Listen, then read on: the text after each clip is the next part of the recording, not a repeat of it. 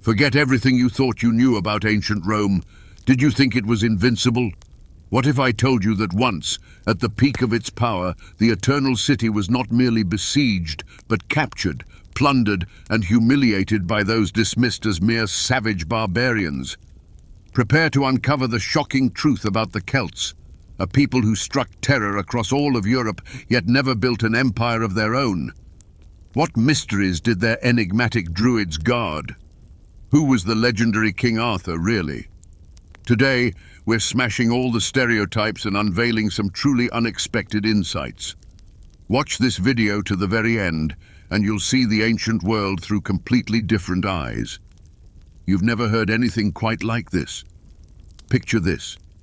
The Eternal City, impregnable Rome, the citadel of a burgeoning civilization, the very center of world order, whose legions had yet to know defeat, suddenly lies vanquished.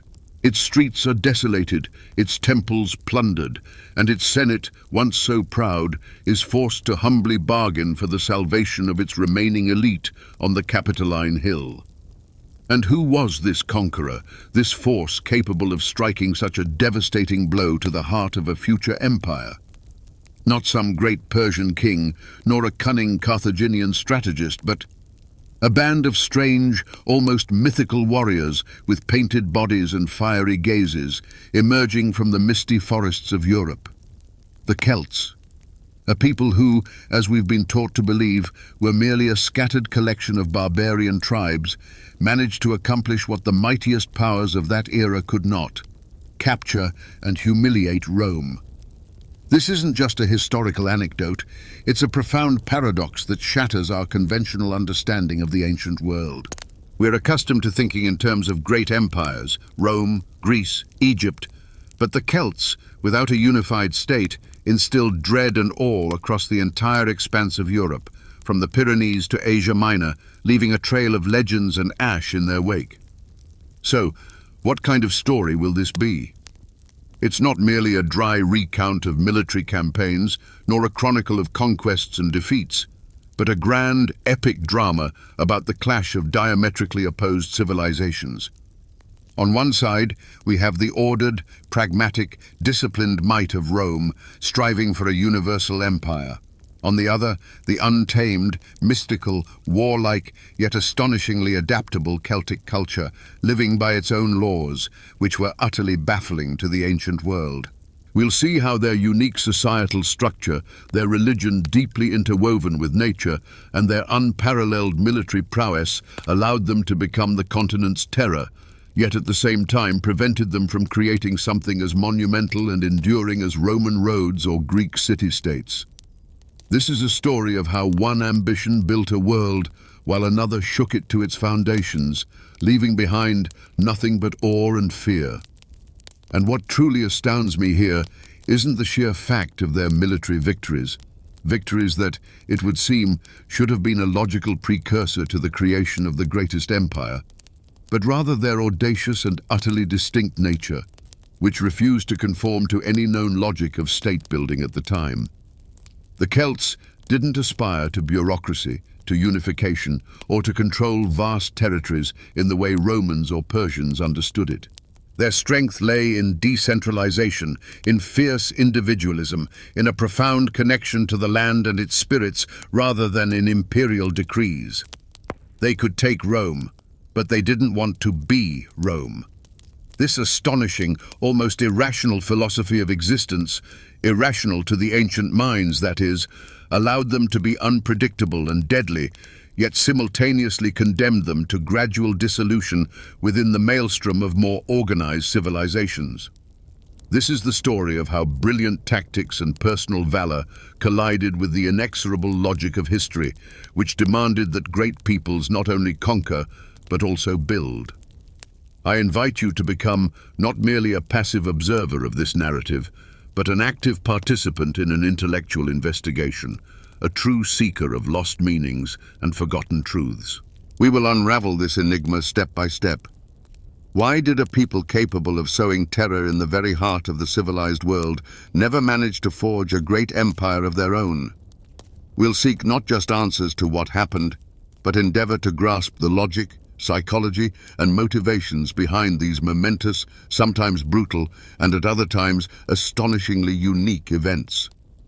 Imagine yourself as an archaeologist, not merely digging into the earth, but striving to reconstruct the invisible world of ancient minds and beliefs. We'll try to understand what it truly meant to be a Celt at the very moment their world collided with the utterly alien pragmatism of Rome. This paradox, their incredible military might coupled with a complete lack of a state apparatus capable of consolidating it, is key to understanding not only their history, but also the unique characteristics of ancient Europe itself. While the Mediterranean world was already constructing colossal temples, developing written language, and forging complex political systems, the Celts, it seemed, existed in an entirely different dimension. They were masterful artisans, crafting astonishing works of art from metal and wood.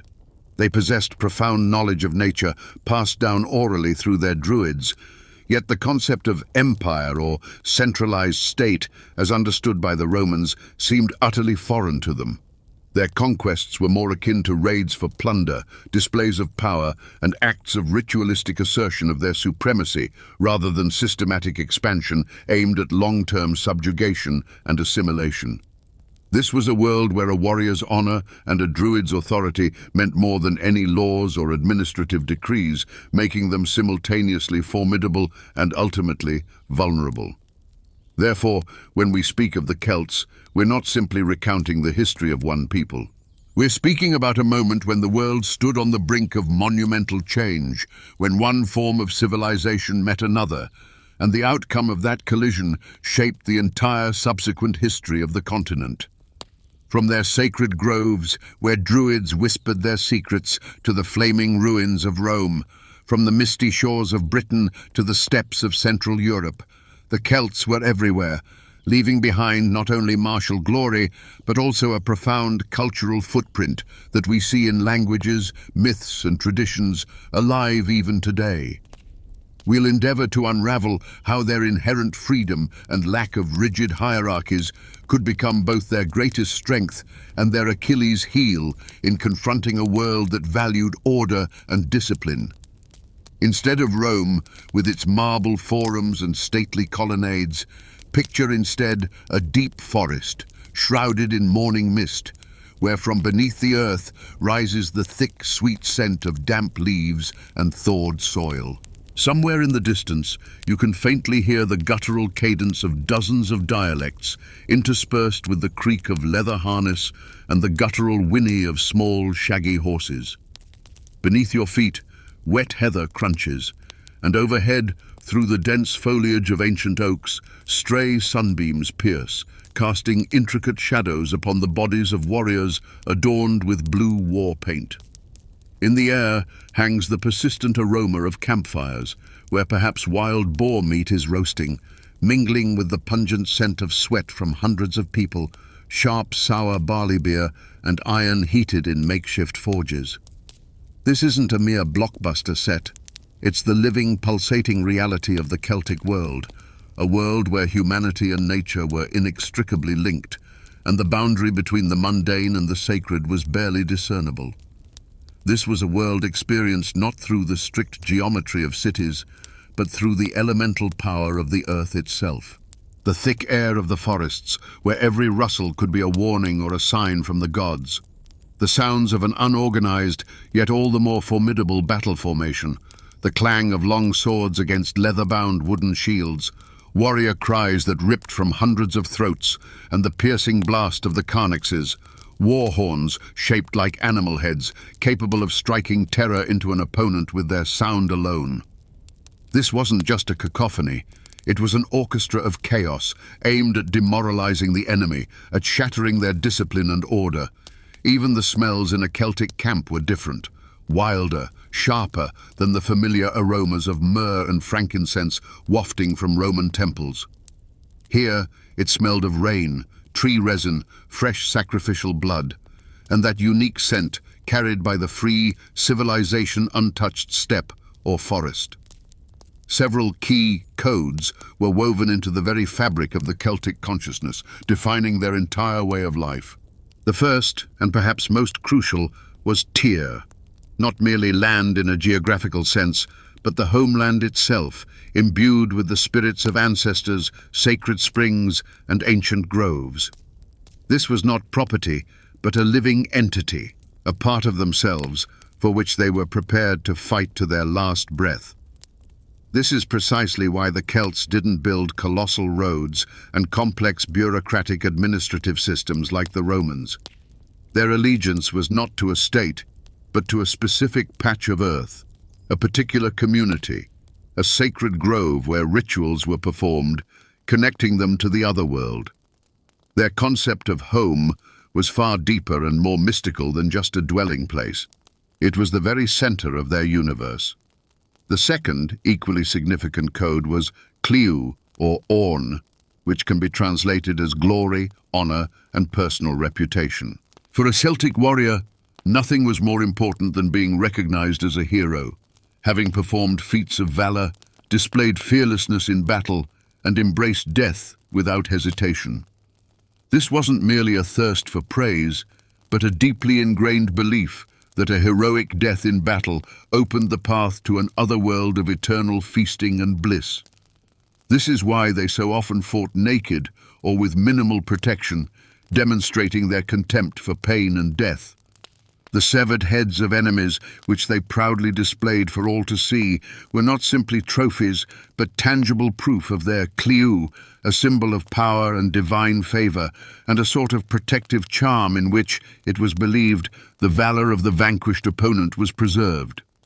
The third key element of their worldview was druidas, not only a designation for the priestly class, but an all-encompassing concept of wisdom, sacred knowledge, and a profound connection to the spirit world.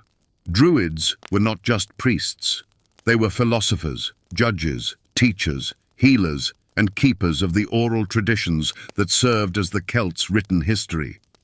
Their authority was absolute, their word was law, and their rituals, performed in sacred groves or at megalithic sites, were the sole bridge between the world of humans and the world of the gods. This deep belief in the mystical power of nature, in the intertwined fates of the living and the dead, in the existence of other realms separated only by a thin veil, made the Celts incredibly spiritually strong, but also at times unpredictable to the pragmatic Romans, for whom gods were more a part of state cult than a living, constantly present force. Imagine Alexander the Great's project, a grandiose, centralized venture startup, with Philip II acting as the angel investor, providing him with an already fully operational, fine-tuned machine, the best army of its time, hand-picked generals, and seed capital in the form of gold and ambition. Everything was calculated, planned, disciplined. Celtic campaigns, on the other hand, were more like a global, decentralized, high-stakes flash mob, perhaps orchestrated through darknet chats, where each participant was their own venture capitalist, general, and foot soldier, all rolled into one. Their power lay in their wild, untamed energy, in complete improvisation, and a willingness to risk everything for immediate glory and plunder, in the absence of rigid hierarchy and long-term planning. They were like a virus that infects a system, not an army that conquers it.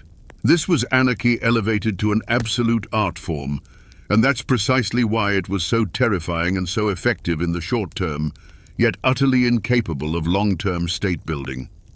For centuries, the Celtic tribes, gradually emerging from the ancient Hallstatt and Latin cultures, lived in relative isolation, constructing their massive hill forts and honing their craftsmanship. But by approximately the 5th century BCE, something fundamental shifted. A dramatic surge in population, likely coupled with the quest for new fertile lands and valuable resources like salt and metals, triggered a chain reaction. These tribes, once relatively sedentary, suddenly transformed into something entirely different. A mobile, aggressive force that began to pour across Europe like an overflowing river. This was not merely a migration, but a true expansion, fueled not by centralized policy, but by an inner, almost primal impulse. The challenge they confronted was stark. how to feed their burgeoning population, and where to find new sources of wealth. And the solution they found marked a watershed moment for the entire continent. The true engine of history was not any one great leader or wise ruler, but the very concept of the Celtic warrior. This was something revolutionary and incredibly audacious for its time, a radical departure from the established norms that defined warfare in the ancient world. While the Greeks meticulously arrayed their phalanxes and the Romans honed the discipline of their legions, the Celts introduced the world to a concept where personal valor, a contempt for death, and an almost magical ferocity in combat were elevated to the absolute. They did not strive for perfect formation, but for the perfect warrior. This was not a strategy of conquest, but one of overwhelming destruction, founded on individual prowess and psychological terror. And this idea was so audacious, so utterly outside the bounds of conventional warfare, that it initially shocked anyone who encountered it.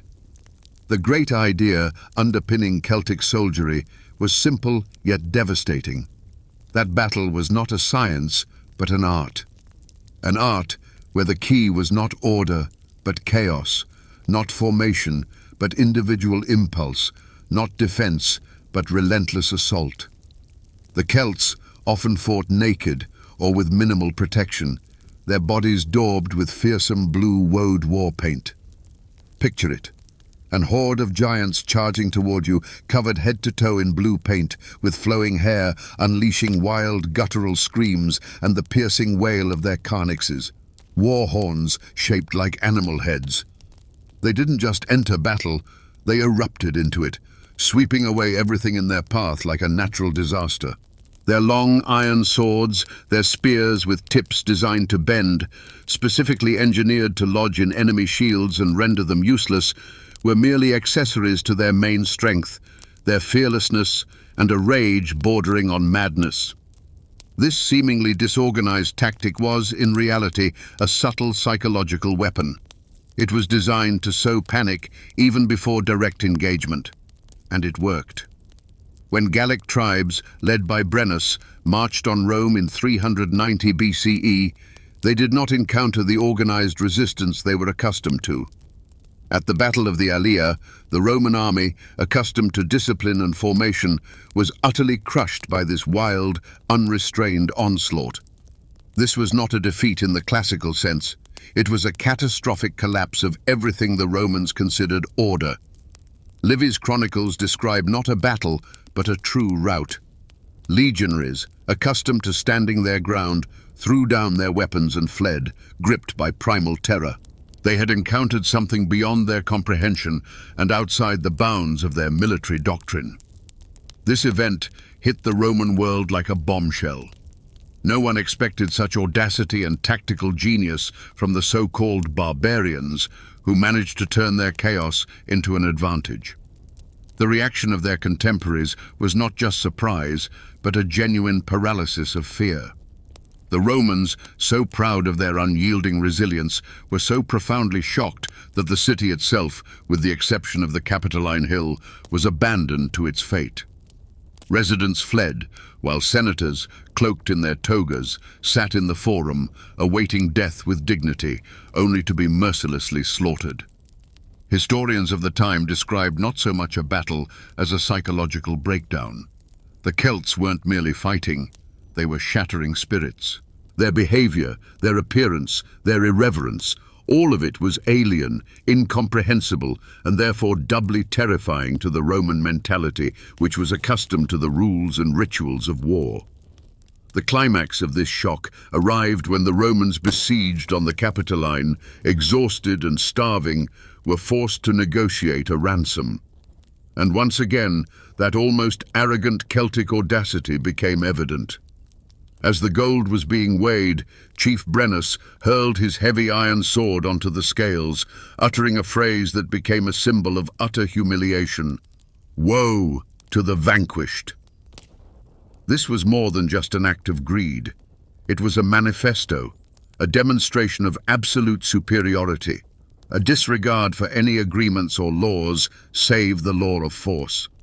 This was not a treaty, it was an assertion of a new reality, where the barbarian could dictate terms to civilization.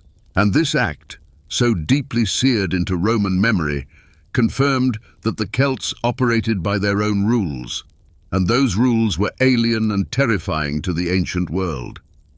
Thus, the grand idea that set everything in motion was not about building an empire akin to the Persian or Roman models, but about asserting their own, almost anarchic, yet infinitely free and warlike mode of existence. The Celts did not aspire to centralization, nor did they dream of a single ruler who would govern their lands from Rome or Athens. Their revolutionary concept lay in the cult of individual bravery, in an unbreakable bond with the mystical power of nature, in the authority of the Druids, who were the guardians of this ancient wisdom, rather than in laws written on papyrus. This allowed them to be incredibly effective destroyers, a scourge for established states, but paradoxically, it also prevented them from becoming creators of their own monumental civilization, one capable of withstanding the test of time in the same format as their neighbors. If the Greek phalanx was a perfectly tuned, lethal mechanism, and the Roman legion an inexorable force of nature, yet a supremely disciplined war machine, then the Celtic army, especially at its peak, was something utterly different. It was not a mechanism, but a perfect storm, an unbridled, destructive force where each warrior was a bolt of lightning, and the collective mass was thunder, shaking the very earth. Their strength lay not in synchronized movements or perfect adherence to formation, but in the absolute, almost mystical fury and contempt for death that they unleashed upon their enemy, giving them not a second to rest or adapt. The Celts did not seek order. They sought chaos, consciously sowing it in the enemy's ranks, and then, like predators, finishing off their disheartened and demoralized foes. It was this unpredictability, this primal, furious assault that made them such a formidable power, striking terror into all neighboring peoples. So, how exactly did this storm unleash its fury? Long before the first clash, the Celts launched their psychological assault. Imagine, from beyond the hills or the depths of the forest, hundreds, sometimes even thousands, of towering warriors emerge onto the battlefield. Many fought virtually naked, their powerful torsos adorned with intricate blue patterns of woad war paint. The warriors' hair was often stiffened with lime, giving them an eerie, bristling appearance and amplifying their terrifying effect. From the outset, they unleashed not just visual, but also auditory pressure on the enemy. Guttural screams, the wailing of their carnixes, war horns emitting eerie, guttural sounds that mimicked the roars of monsters. This was a ritual designed not only to terrify the foe, but also to induce a battle trance in the Celts themselves, silencing fear and doubt, transforming each warrior into an instrument of pure, unadulterated fury. They didn't merely prepare for battle, they became the battle. The actual combat process began with a swift, almost suicidal assault. This was no slow march of a phalanx, but a true charge aimed at crushing the enemy's front ranks before they could even react. Their primary weapon in close combat was the long, straight sword, which the Romans called the Gallic sword. These swords, up to 1 meter long, were more than just weapons. They were extensions of the warrior's arm. Crafted from high-quality iron, they were superbly balanced and capable of delivering chopping blows with such force that, according to ancient authors, they could cleave through shields and helmets. Beyond swords, the Celts were masters of spears, including throwing spears known as the gaesum. And here lay one of their ingenious secrets. The iron tips of the gaesums were deliberately made soft and long. Upon striking an enemy shield, they wouldn't bounce off. Instead, they would bend, embedding themselves firmly in the wood and rendering the shield useless.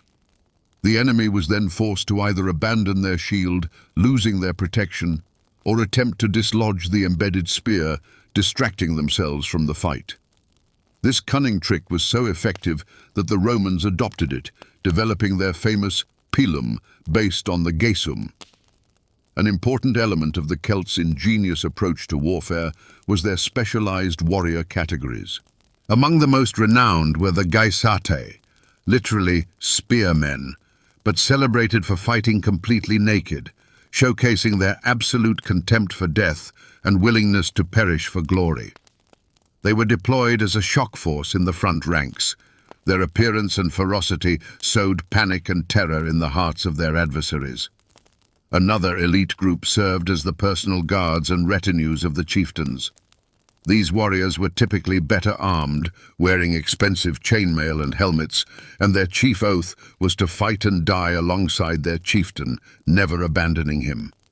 Such loyalty made them incredibly reliable and effective at decisive moments in battle, whether breaking through enemy lines or covering a retreat. These elite units, acting as the spearhead, breached the enemy's formations, gaps that were then widened by the masses of ordinary warriors. Celtic shields, predominantly oval or round in shape, were crafted from wood covered with leather, often adorned with metal fittings and vibrant patterns symbolizing tribal affiliation. Unlike the heavy Roman scuta, Celtic shields were lighter and designed less for forming an impenetrable wall and more for active maneuvering in chaotic close combat. They allowed the warrior to move quickly, parry blows, and counterattack. Helmets, typically made of bronze or iron, were conical or dome-shaped, often adorned with horns, crests, or animal figures, which not only served as status indicators, but also, according to Celtic beliefs, imparted supernatural powers to the wearer. It was these Celtic helmets, such as the Montefortino type, that were subsequently adopted by the Romans and became a foundation for their own protective armor. Here's how the Celtic invasion's devastating blueprint for chaos unfolded. Step 1. The element of surprise. The Celts gave their enemies no time to strategize, materializing seemingly out of nowhere, often bypassing traditional routes and fortifications to strike from unexpected directions. Step 2. Psychological terror. Furious screams, war paint, naked bodies, the terrifying wail of carnixes. All these elements worked in concert to demoralize the enemy before the first blow was even struck. Step 3. The avalanche assault. Not a disciplined formation, but a living wall of bodies, surging forward, obliterating any obstacle with its sheer momentum. Step 4. Individual mastery amidst chaos. Once enemy lines were breached, the battle fractured into hundreds of individual duels, where each Celtic warrior showcased their personal prowess with sword and spear, finishing off their disoriented foes. Step 5. The spoils of victory. The seizing of plunder, valuables, and even the heads of fallen enemies, a stark demonstration of Cliu, their concept of personal glory, and a powerful affirmation of strength. And now, for the grand finale, chariot units, particularly renowned among the British Celts, operated as nimble strike forces. These weren't mere conveyances. They were platforms for swift, devastating raids. Picture this: a chariot, harnessed to two swift steeds, carrying a charioteer and a warrior armed with spears and swords. They'd thunder along enemy flanks, smashing into formations, sowing chaos, then rapidly withdraw, allowing the infantry to solidify the gains. This tactic enabled them to avoid direct, head-on confrontations with numerically superior foes, exhausting them, breaking their ranks, and eroding their morale. It was the perfect weapon for lightning-fast incursions and destructive forays, but utterly unsuited for prolonged sieges or the systematic conquest and retention of territory. This was their engineering genius. They forged a system ideal for instant devastation, yet devoid of the mechanisms for creation. Behind every legend, every monumental event, every name of a great chieftain stand thousands, if not tens of thousands, of ordinary lives ground in the millstones of history. Imagine this: a humble Celtic warrior from the Aedui or Arverni tribes who joined the ranks of Brennus's or Vercingetorix's army. During his campaign, whether to Rome or the Balkans, he would have traversed a distance on foot equivalent to traveling from New York City to San Francisco and back, a trek of well over 5,500 miles. And all this wasn't for the abstract ideals of a state, but for personal glory, honor within his tribe, a share of the spoils that promised wealth for his family, and, most crucially, for the preservation of his land and freedom. His world was simple and clear: the field, family, community, the sacred grove. And war? It wasn't just a battle. It was a sacred ritual where his valor was affirmed, and in the event of death, a path opened to the world of eternal youth, Avalon. Behind the scenes of Celtic conquests, which often appear spontaneous and unorganized, lay utterly unobvious, yet crucially important figures. One such example was the Celtic blacksmiths. We tend to visualize chieftains and druids, but these very artisans were the true architects of Celtic military might. Their craft was considered almost magical. They could transform raw ore into long, perfectly balanced swords, and those very spears with their flexible tips that struck terror into the Romans. They knew the secrets of tempering, forging, and decorative finishing, creating not just weaponry, but true works of art that were the pride of every warrior. Without their mastery, without their ability to produce high-quality, reliable weapons in vast quantities, no raids or battles would have been possible. A blacksmith, seated by his glowing forge, was no less, and at times even more, important than the most valiant warrior, for he literally forged victory. Another set of little-known, yet pivotal figures were the organizers of Celtic festivities and rituals. You might wonder, what connection could there possibly be between a celebration and war? But for the Celts, these were intrinsically linked. Great festivals like Samhain or Beltane weren't merely times for revelry. They were moments when the veil between worlds thinned, when warriors could secure the gods' favor, when communal bonds strengthened, and when heroic sagas were recounted, inspiring acts of bravery. The individuals who understood all the intricacies of these rituals, who could orchestrate gatherings of thousands for communal feasts, athletic contests, or sacrifices, were more than mere administrators. They were unheralded logisticians and psychologists. They fostered the very collective consciousness, the sheer fury and fearlessness that so astonished the Romans, transforming scattered tribes into a unified, crushing torrent. And of course, we mustn't forget the women.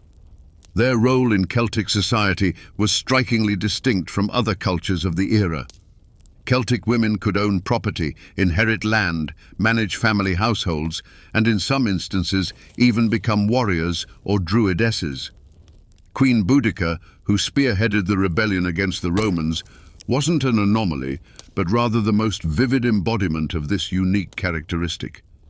Women were the keepers of tradition, passing down oral histories and myths from generation to generation. It was they, by caring for children and the household, who secured the home front for the warriors, creating the very foundation that allowed men to embark on long and perilous campaigns. Their influence on crucial decision-making, their participation in rituals, and even in battle, all this demonstrates that behind Celtic warriors stood not just a family, but a full, equal partner, ready to share both victory and defeat. Now, imagine a shocking everyday detail connected to Celtic culture: the cult of severed heads. To the Romans, this was a display of savagery and barbarism. But for the Celts, it held profound sacred meaning. After battle, when the dust settled and the air was thick with the scent of blood and sorrow, Celtic warriors didn't simply decapitate their fallen enemies. They meticulously cleaned them, treated them with special oils, and then proudly displayed them for all to see, on the walls of their homes, at the entrances to their oppida, and sometimes even carried them with them, fastened to their saddles. It was believed that the head contained a warrior's soul, strength, and wisdom. A captured enemy head wasn't merely a trophy, it was a source of power for the victor, a sort of magical talisman. The more heads a warrior possessed, the greater his authority, the more he was blessed by the gods. This practice, horrifying to modern sensibilities, was for the Celts not just a custom, but a fundamental part of their worldview, an act of appropriating power and affirming their place in the world, connecting them to the realm of spirits and ancestors. And one more fact: the Celts, despite their belligerence, were incredibly skilled artisans. Their jewelry, especially the famous torques, massive metal necklaces symbolizing status and power, are astonishing in their delicacy and intricate patterns. These designs, often spiral and vegetal, were not just ornaments. They held deep symbolic meaning, reflecting their cosmological beliefs about the cyclical nature of life, infinity, and the interconnectedness of all things. Imagine a warrior, fresh from a bloody battle, his body adorned with blue woad, an intricately forged golden torque encircling his neck. This was no mere warrior. This was a bearer of ancient culture, combining primal ferocity with refined craftsmanship, which further underscores the multifaceted and paradoxical nature of Celtic civilization, capable of both incredible destruction and astonishing creation. At the zenith of their power, the Celts seemed invincible. Their fury, their fearlessness, their deadly swords, all of it struck terror. They captured and plundered Rome, reached Delphi, spreading their renown and dread across Europe. It seemed this elemental force could crush any civilization in its path. But here's the paradox. Precisely when their military might reach its apex, their system, or rather their unique way of life, began to falter. The perfect storm arrived in the form of the Roman Republic. The Romans weren't just another adversary to be demoralized and plundered. This was a new type of enemy, playing by entirely different rules, and the Celts proved unprepared. Their elemental force collided with an inexorable methodical power, and that clash altered the course of history. So, what was the essence of this interplay between strength and weakness? The paradox lies in the very qualities that made the Celts so formidable. Their untamed individualism, their tribal autonomy, their disregard for centralized authority, and their preference for personal valor over state discipline, which ultimately became their Achilles' heel. Their power lay in speed, surprise, and the ability to muster a vast, yet temporary army for a raiding expedition. But they were incapable of forging a stable political structure that could hold conquered territories, integrate subjugated peoples, and withstand long-term, methodical pressure. The disunity of Celtic tribes, their constant internal squabbles, and the absence of a unified command capable of devising strategies for decades ahead rendered them vulnerable to an organized predator like Rome. When Julius Caesar launched his Gallic War, he didn't merely invade the territory of savage tribes. He confronted thousands of warriors whose courage and bravery were beyond dispute. But Caesar, a brilliant strategist and psychologist, perfectly understood this inherent Celtic weakness. He skillfully employed the principle of divide and conquer, pitting one tribe against another, playing on their centuries-old feuds and the vanity of their chieftains. The Celts could unite in the face of an immediate threat, as Vercingetorix did, but this unity was fragile, situational, built more on personal charisma than on institutional bonds. And when that charisma waned or the leader suffered defeat, the entire alliance crumbled like a house of cards, leaving nothing behind but disappointment and a new wave of intertribal conflicts. Vercingetorix's example stands as the quintessential illustration of this tragic turning point. He, more than anyone, recognized the imperative of unity. He achieved the near impossible. For a brief period, he managed to rally dozens of warring Gallic tribes under his banner, transforming disparate detachments into a united army of resistance. It was a heroic, desperate gesture, an attempt to overcome the Celts' ancestral curse, their internal disunity. Yet even his genius and bravery couldn't break centuries of ingrained habits and psychology. He faced not only the Roman legions, but also the distrust of his own allies, their unwillingness to submit, their pursuit of personal glory that often outweighed the common good. The siege of Alesia itself became a symbol of this fatal confrontation. Here, on these fields, two opposing philosophies of war and existence converged. On one side stood Roman engineering might. Their discipline, their ability to construct a double line of fortifications stretching for dozens of miles to besiege a city while simultaneously defending against outside relief. This was the pinnacle of Roman pragmatism and order.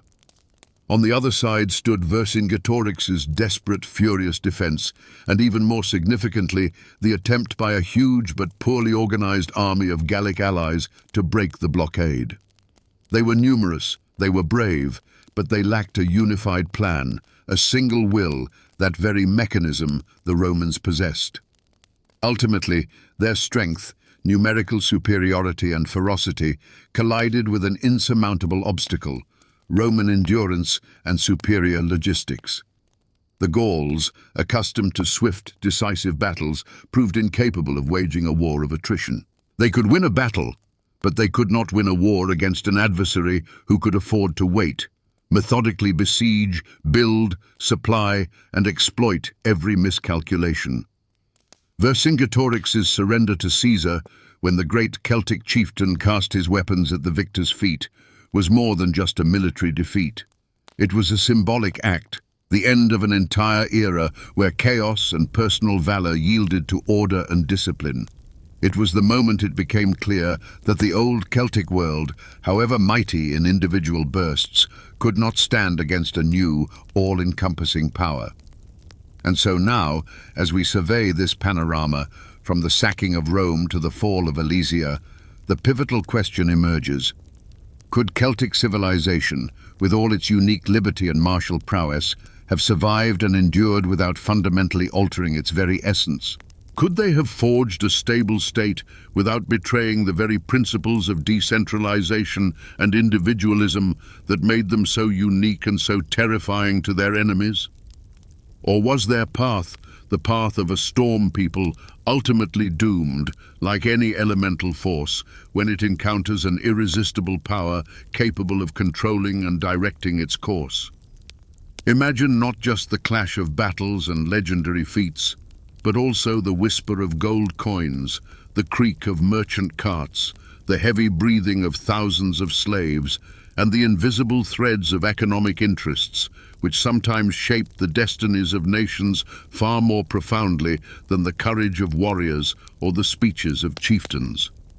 Behind every military campaign, every grand conquest, lay colossal financial currents, and the Celtic world was no exception, even though its economy was structured vastly differently from that of Rome or Persia.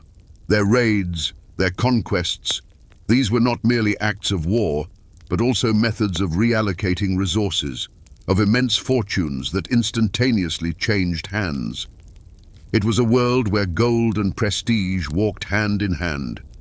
Intellectual honesty compels us to acknowledge that the history of the Celts, like any ancient history, is far from straightforward. At least two dominant alternative theories offer a fundamentally different interpretation of their phenomenon. The first theory posits that the Celts, as a single people or even a unified culture, in fact, never existed. Instead, they were likely a collection of disparate tribes, linked only by linguistic similarities and some shared elements of material culture, but lacking a deep, singular ethnic identity. According to this version, their conquests were merely isolated migrations and plundering raids, not a coordinated expansion by a people. The second theory, conversely, suggests that the Celts were far more advanced and centralized than commonly believed, and that Roman sources deliberately distorted their image to justify their conquests, portraying them as savages in need of civilization. Perhaps the truth lies somewhere between these two extremes, but this only further underscores how challenging it is to reconstruct a world that left no written chronicles of its own. But let's examine the sheer scale of their economy through the lens of Celtic campaigns. The conquest and sack of Rome in 390 BCE, while not leading to territorial annexation, yielded colossal plunder for the Celts. Imagine this: As part of the ransom to lift the siege of the Capitoline, the Romans had to pay 1,000 pounds of gold. That's roughly 329 kilograms. Add to that the pillaged homes, temples, and captured people. 1,000 pounds of gold, when translated into modern value, isn't just millions, but hundreds of millions of dollars. With that kind of money, one could have built not just a single fleet, but several, capable of controlling the entire Mediterranean. This wasn't mere loot. It was a grand financial windfall that, however, the Celts were unable to leverage for long-term development. They didn't invest it in infrastructure, nor did they establish financial institutions. Instead, they most likely distributed it among themselves, filling the personal treasuries of chieftains and warriors. This was wealth intended for status display and personal prestige, not for state building. Here's another example of that scale. Celtic oppida, such as Bibracte, were not merely fortified settlements, but significant trade and craft centers. Some of them covered several hundred hectares, comparable in size to major Roman cities. They served as nodal points on trade routes, along which salt, metals, pottery, and weapons traveled. The Celts actively traded with the Greeks and Romans, adopting their technologies and even their coinage. Greek amphorae and Roman coins have been found in their treasuries. This indicates that the Celtic world was not isolated. It was integrated into the European economy of the time, though on its own terms. Their cities were centers of production, yet not centers of administrative control over vast territories. They were wealthy, but their wealth was decentralized, dispersed among tribes and clans, rather than accumulated in the hands of a central government. Unveiling the hidden meanings behind their actions, we see that even their most brutal customs, such as the cult of severed heads, had deep economic and social underpinnings beyond their ritualistic significance. The heads of vanquished enemies were not only sacred trophies, but also symbols of status that could be converted into real power and wealth. The more heads a warrior amassed, the higher his authority, and the greater his claim to plunder, to better land, to a seat on the Council of Chieftains. This was a kind of social capital system, where physical prowess and combat effectiveness directly influenced one's economic standing. In this sense, Celtic society was a type of military democracy, where anyone could rise through personal strength and good fortune in battle. Even their religion and the authority of the Druids were closely intertwined with economics. Druids, as keepers of knowledge and judges, controlled not only spiritual life, but also a significant portion of economic activity. They could settle land disputes, allocate resources, establish rules for trade, and influence harvests through their rituals. Their power rested on sacredness, but had very real, earthly manifestations. Sacrifices, including human ones, may have been not only acts of appeasing the gods, but also a way of regulating the number of captives, a demonstration of tribal strength, or even a form of social control, allowing Druids to assert their authority over life and death. Thus, the Celts were not just barbarians with swords and war paint. They were part of a complex economic system, players on the European stage who redistributed wealth, influenced trade routes, and created demand for specific goods. Their economy was decentralized, their wealth mobile, based on plunder and control over key resources, rather than on empire building. This became their greatest strength in short, devastating raids, and their greatest weakness in the long, methodical confrontation with a civilization that knew how to build and manage not just with the sword, but with gold as well. And now, having embarked on this incredible journey through the centuries, having witnessed the tactical genius of Celtic warriors, capable of striking fear into Rome itself, and their unique economic power, rooted in plunder and decentralized wealth, and finally, their deep, sometimes tragic human drama unfolding against the backdrop of their collision with the Roman machine, the picture begins to take on a tangible, almost three-dimensional clarity. We have traced their path from the misty origins of the Hallstatt culture to the last flashes of resistance in Wales and Scotland. We have touched upon their worldview, where every oak was a temple and every enemy's head a source of power. Now that all the threads of the narrative are woven together, it is time to formulate the main conclusion, to unravel the phenomenon of a people who were both a terror and an enigma to the ancient world. What, then, is the enigma of the Celts? They were not merely barbarians terrorizing the civilized world, as the Romans often portrayed them to justify their conquests. Their genius lay elsewhere, and it was utterly contrary to what the great empires of the time were building. The Celts understood that one could be an invincible force of destruction without striving for total control, bureaucratic administration, or the construction of a centralized state in the conventional sense. Their greatness lay in their ability to be incredibly effective in a short, furious act of war, in projecting force, in creating fear and chaos. Yet they were uninterested in the subsequent assimilation or integration of conquered territories. They were masters of the blitzkrieg, but not masters of occupation. Their strength lay in an absolute, almost religious cult of personal valor and honor. Each warrior was not just a cog in the machine, but an independent fighting unit, driven by a deep belief in posthumous bliss in the world of ancestors and a relentless pursuit of kliu, personal glory. This produced unprecedented fearlessness and ferocity that shattered the morale of any opponent, even the most disciplined. The Romans, accustomed to fighting by rules where cohort cohesion was paramount, encountered something irrational, a wild energy that could not be calculated or suppressed by conventional tactics. The Celts embodied the ancient idea of arete, valor, but a valor that was unsystematic, wild, steeped in mysticism, and contemptuous of their own lives. The enigma also lies in their unique social structure.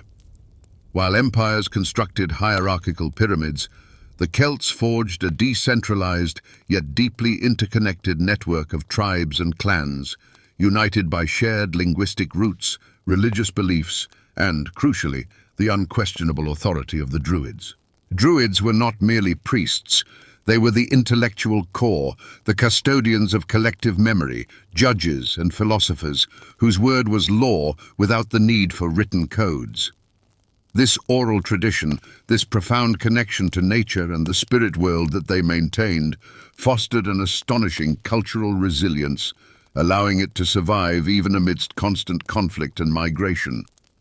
However, it also limited their capacity for large-scale state building, which required unification and centralized control. Their economy, founded on plunder and control over key resources such as salt and metals, was mobile and flexible.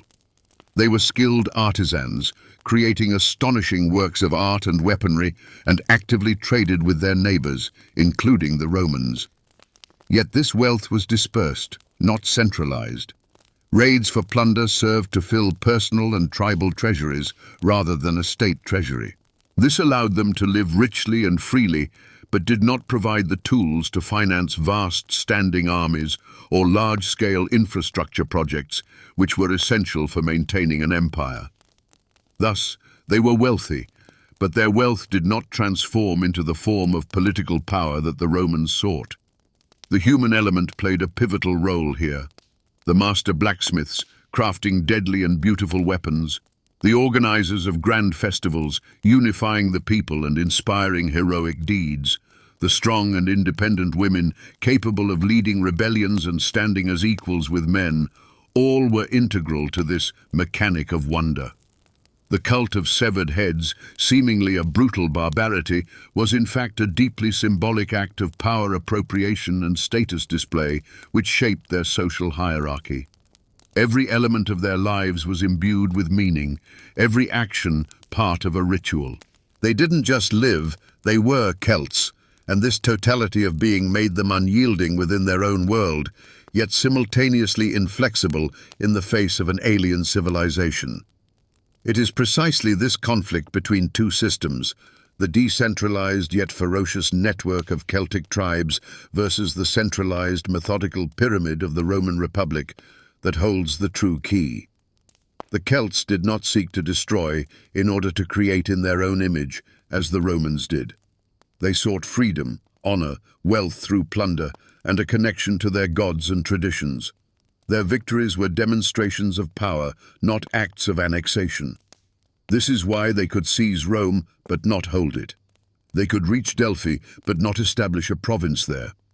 They were the embodiment of an elemental force which, like any storm, sweeps everything in its path, but does not linger to govern the ruins. This was no longer merely politics or war in the conventional sense. This was a grand design of titanic, almost divine scale, the collision of two fundamentally different approaches to civilization. One, a relentless drive for order, control, and universalization. The other, an unwavering commitment to freedom, individualism, and an organic connection with the earth and its spirits.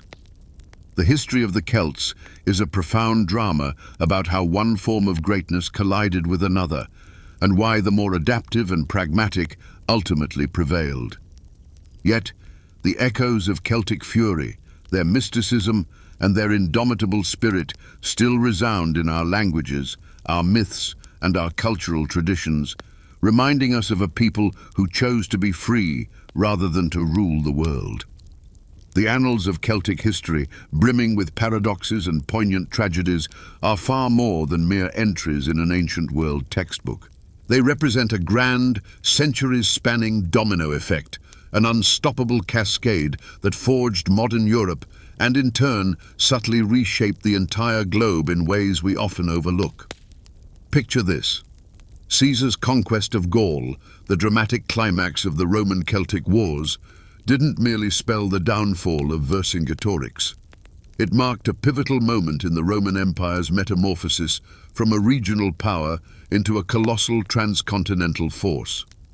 It was these very conquests that propelled Roman law, the Latin language, Roman architecture, and administrative systems far beyond the Mediterranean basin, laying the foundational bedrock for future Europe. Without the subjugation of Celtic Gaul, there would have been no Roman province of Gaul, the very blueprint for modern France, and Latin would never have blossomed into the ancestral root of the Romance languages. It's a direct lineage, tracing a clear path from the ancient Celtic fields to the bustling streets of contemporary Paris or Madrid. The Celtic legacy is deeply interwoven with the fabric of our culture, often unbeknownst to us. Consider language, for instance. The very term Gauls, used by the Romans to describe many Celtic tribes, directly gave its name to modern France. Gaul. Irish and Welsh, though once teetering on the brink of extinction, are very much alive and actively experiencing a vibrant revival, echoing with the ancient sagas and myths of a bygone era. Innumerable place names, rivers, mountains, cities across Britain, France, Germany, and Spain boast deep Celtic roots.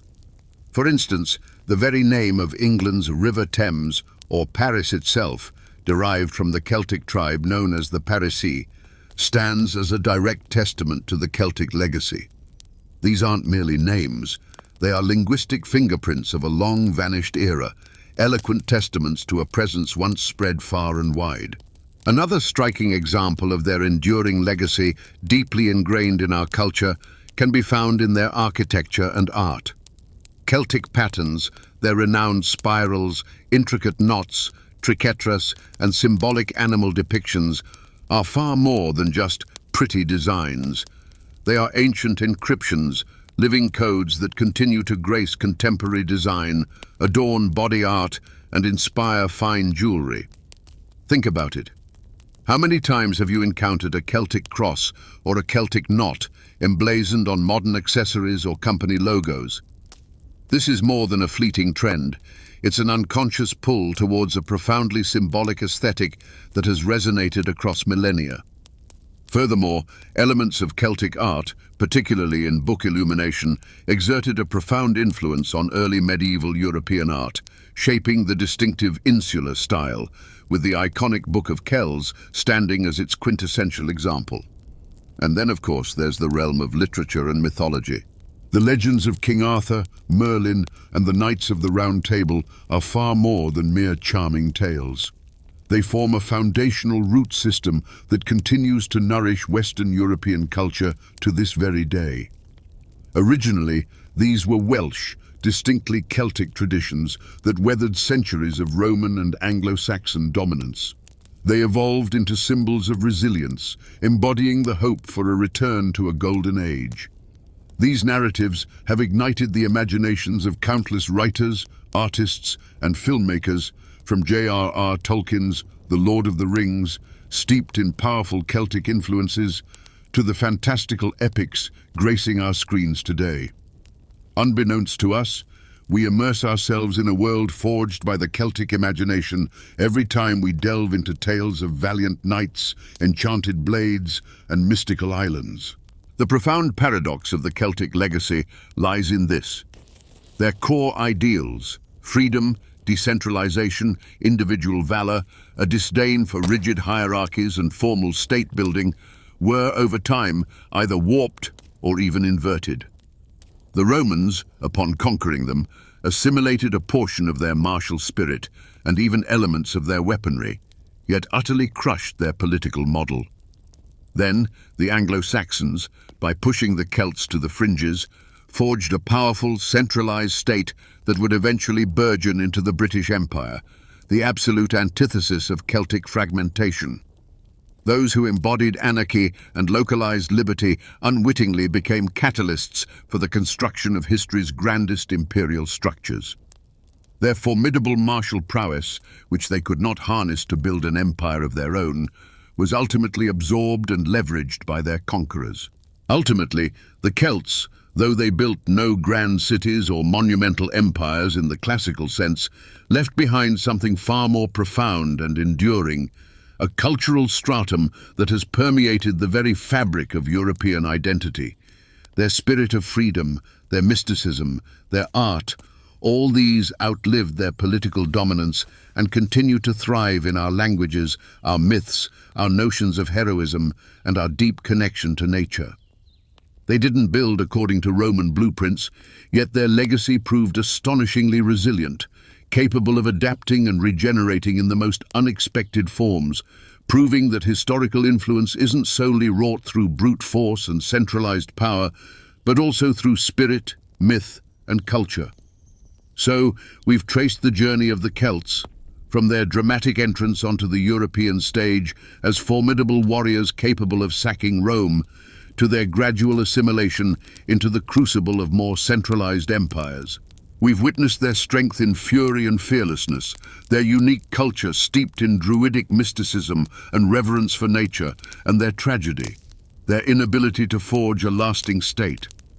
But why is this story, separated by millennia, so profoundly relevant to us living in the 21st century? Because the very challenges the Celts confronted, albeit in transmuted forms, stare us down today. It's the perennial struggle between freedom and order, between individualism and collective structure, between organic development and absolute control. Draw a sharp parallel. The Roman Empire, with its relentless drive for unification, its sprawling bureaucracy, its globalization, by ancient standards, and its total territorial control. This is the archetype for today's colossal states, multinational corporations, and digital platforms that relentlessly pursue maximum centralization and standardization.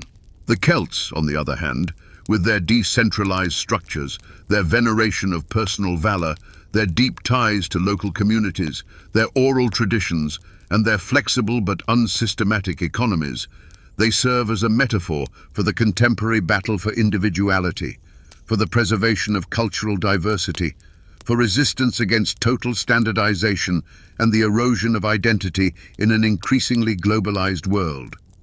It's the enduring struggle between the desire to be part of the big machine and the fierce yearning to safeguard one's uniqueness and independence. The annals of Celtic history, brimming with paradoxes and poignant tragedies, are far more than mere entries in an ancient world textbook. They represent a grand, centuries-spanning domino effect, an unstoppable cascade that forged modern Europe and, in turn, subtly reshaped the entire globe in ways we often overlook. Picture this. Caesar's conquest of Gaul, the dramatic climax of the Roman-Celtic Wars, didn't merely spell the downfall of Vercingetorix. It marked a pivotal moment in the Roman Empire's metamorphosis from a regional power into a colossal transcontinental force. It was these very conquests that propelled Roman law, the Latin language, Roman architecture, and administrative systems far beyond the Mediterranean basin, laying the foundational bedrock for future Europe. Without the subjugation of Celtic Gaul, there would have been no Roman province of Gaul, the very blueprint for modern France, and Latin would never have blossomed into the ancestral root of the Romance languages. It's a direct lineage, tracing a clear path from the ancient Celtic fields to the bustling streets of contemporary Paris or Madrid. The Celtic legacy is deeply interwoven with the fabric of our culture, often unbeknownst to us. Consider language, for instance. The very term Gauls, used by the Romans to describe many Celtic tribes, directly gave its name to modern France, Gaul. Irish and Welsh, though once teetering on the brink of extinction, are very much alive and actively experiencing a vibrant revival, echoing with the ancient sagas and myths of a bygone era. Innumerable place names, rivers, mountains, cities across Britain, France, Germany and Spain boast deep Celtic roots. For instance, the very name of England's River Thames, or Paris itself, derived from the Celtic tribe known as the Parisii, stands as a direct testament to the Celtic legacy. These aren't merely names, they are linguistic fingerprints of a long-vanished era, eloquent testaments to a presence once spread far and wide. Another striking example of their enduring legacy, deeply ingrained in our culture, can be found in their architecture and art. Celtic patterns, their renowned spirals, intricate knots, triquetras, and symbolic animal depictions are far more than just pretty designs. They are ancient inscriptions, living codes that continue to grace contemporary design, adorn body art, and inspire fine jewelry. Think about it. How many times have you encountered a Celtic cross or a Celtic knot emblazoned on modern accessories or company logos? This is more than a fleeting trend. It's an unconscious pull towards a profoundly symbolic aesthetic that has resonated across millennia. Furthermore, elements of Celtic art, particularly in book illumination, exerted a profound influence on early medieval European art, shaping the distinctive insular style, with the iconic Book of Kells standing as its quintessential example. And then, of course, there's the realm of literature and mythology. The legends of King Arthur, Merlin, and the Knights of the Round Table are far more than mere charming tales. They form a foundational root system that continues to nourish Western European culture to this very day. Originally, these were Welsh, distinctly Celtic traditions that weathered centuries of Roman and Anglo-Saxon dominance. They evolved into symbols of resilience, embodying the hope for a return to a golden age. These narratives have ignited the imaginations of countless writers, artists, and filmmakers, from J.R.R. Tolkien's The Lord of the Rings, steeped in powerful Celtic influences, to the fantastical epics gracing our screens today. Unbeknownst to us, we immerse ourselves in a world forged by the Celtic imagination every time we delve into tales of valiant knights, enchanted blades, and mystical islands. The profound paradox of the Celtic legacy lies in this. Their core ideals, freedom, decentralization, individual valor, a disdain for rigid hierarchies and formal state-building, were, over time, either warped or even inverted. The Romans, upon conquering them, assimilated a portion of their martial spirit and even elements of their weaponry, yet utterly crushed their political model. Then, the Anglo-Saxons, by pushing the Celts to the fringes, forged a powerful, centralized state that would eventually burgeon into the British Empire, the absolute antithesis of Celtic fragmentation. Those who embodied anarchy and localized liberty unwittingly became catalysts for the construction of history's grandest imperial structures. Their formidable martial prowess, which they could not harness to build an empire of their own, was ultimately absorbed and leveraged by their conquerors. Ultimately, the Celts, though they built no grand cities or monumental empires in the classical sense, left behind something far more profound and enduring, a cultural stratum that has permeated the very fabric of European identity. Their spirit of freedom, their mysticism, their art, all these outlived their political dominance and continue to thrive in our languages, our myths, our notions of heroism, and our deep connection to nature. They didn't build according to Roman blueprints, yet their legacy proved astonishingly resilient, capable of adapting and regenerating in the most unexpected forms, proving that historical influence isn't solely wrought through brute force and centralized power, but also through spirit, myth, and culture. So, we've traced the journey of the Celts, from their dramatic entrance onto the European stage as formidable warriors capable of sacking Rome, to their gradual assimilation into the crucible of more centralized empires. We've witnessed their strength in fury and fearlessness, their unique culture steeped in druidic mysticism and reverence for nature, and their tragedy, their inability to forge a lasting state. But why is this story, separated by millennia, so profoundly relevant to us, living in the 21st century? Because the very challenges the Celts confronted, albeit in transmuted forms, stare us down today. It's the perennial struggle between freedom and order, between individualism and collective structure, between organic development and absolute control. Draw a sharp parallel.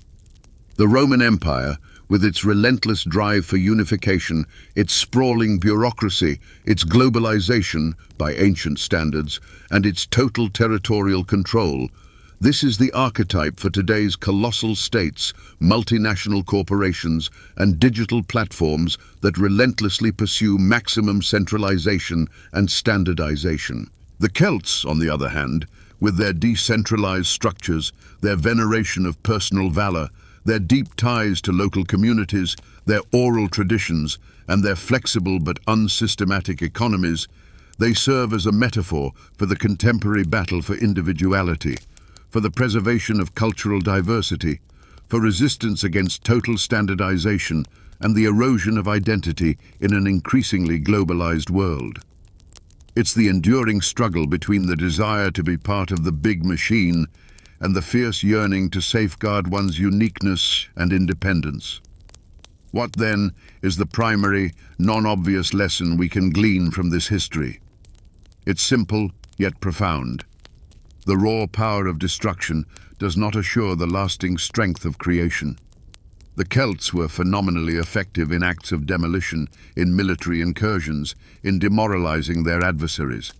They could conquer cities, but they couldn't hold them or build upon them. Their strength lay in the moment, in the surge of impulse, in the furious here and now. In our modern world, we frequently observe similar phenomena: instant, hype-driven successes, quick flash startups that soar only to vanish just as swiftly. They're spectacular, yet fleeting solutions. The Celtic story reminds us that for genuine long-term success, for building something truly great and sustainable, mere fury and individual charisma simply aren't enough. It demands structure, meticulous planning, rigorous discipline, the capacity for compromise, and most crucially, a long-term vision that stretches far beyond a single battle or a single generation. This lesson doesn't implore us to abandon individuality or freedom. It merely serves as a powerful reminder of the imperative for balance. Roman order was efficient, yet often brutal. Celtic freedom was inspiring, yet at times chaotic. We, the people of the 21st century, are in a perpetual quest for this equilibrium. How do we preserve our individuality and cultural richness amidst the currents of globalization? How can we harness our personal energy and creativity without dissolving into a fragmented, easily crushed multitude? How do we construct sustainable systems that don't stifle the spirit, but rather provide it with unwavering support? The history of the Celts is an endless echo, a testament that the most straightforward truths frequently lie concealed behind the most dramatic of events. The inspiring conclusion is this: Even vanished empires and dissolved peoples leave something eternal in their wake. The Celts didn't erect monumental ruins like the Greeks or Romans, yet their spirit, their myths, their languages, and their art resonate in the hearts of millions to this very day. They remind us that power isn't always forged in stone and iron. It often resides in ideas, in stories, in the invisible threads of culture that bind us to millennia of the past. A preliminary conclusion, then. The story of the Celts serves as a potent echo from the past, a profound lesson that any system, no matter how robust or unique it may appear, will inevitably confront challenges demanding not only strength, but also profound adaptation. And if this balance isn't struck, if the capacity to evolve is absent, then even the grandest among them risk being relegated to the annals of history as mere legends of bygone glory. Perhaps our own era, fraught with its global challenges, demands that we not choose between order and freedom, but rather learn to reconcile them, forging something new that can withstand the storms of the future. We've grown accustomed to viewing Celtic history through the lens of Roman chronicles, wherein they're depicted as wild, unpredictable barbarians, instilling terror in the civilized world. This is a convenient caricature, crafted by the victors to rationalize their conquests. But what if we dared to view this history through the eyes of the enemy themselves? Through the eyes of a Roman legionary whose entire life was devoted to discipline and order? Or through the eyes of a Persian satrap who governed a colossal empire built upon millennia of tradition? For them, the Celts were more than mere savages. They were representatives of a complex, ancient, and self-sufficient civilization, possessing their own truth, their own logic, and a conception of order utterly unfathomable to the ancient world. Imagine, if you will, a Roman legionary encountering a Celtic army for the very first time. He's accustomed to precise formations, commands barked in Latin, the predictable logic of maneuvers, the anticipated behavior of an opponent. And then, hurtling towards him, comes a horde of half-naked giants, their bodies painted with swirling blue patterns, their long hair bristling upright with lime, and guttural inhuman screams erupting from their mouths. This wasn't merely a battle, it was a performance, a ritual designed to shatter the enemy's psyche before the first sword ever struck. For a Roman steeped in the cherished cult of dignitas, a concept embodying self-control, rigorous discipline, and strict adherence to ritual, this was a spectacle that utterly upended his entire world. What was the core of this cultural shock? It was the complete absence of what Romans called civilitas, that is, belonging to an ordered, structured state. To the Roman mind, a Celt was not simply a non-Roman, but an anti-Roman, the very embodiment of chaos. Now, let's shift our gaze and consider the logic of a Persian king or satrap when the Celts appeared on their borders. The Persian Empire was a meticulously engineered machine that operated on bureaucracy, rigid hierarchy, and the standardization of laws and taxes across its colossal territory. Their strength resided in their sheer scale, in their unparalleled ability to assimilate dozens of peoples by offering order and protection in exchange for loyalty. And then, here arrived a people who would seize gold, plunder everything in sight, yet not linger. They wouldn't attempt to establish their own administration, wouldn't impose their own taxes, wouldn't lay down their own laws. It was utterly incomprehensible, irrational. The Persians might have understood if the Celts had come to conquer in order to rule. But the Celts came to pillage, only to depart, leaving chaos in their wake. They were not an adversary in the traditional sense.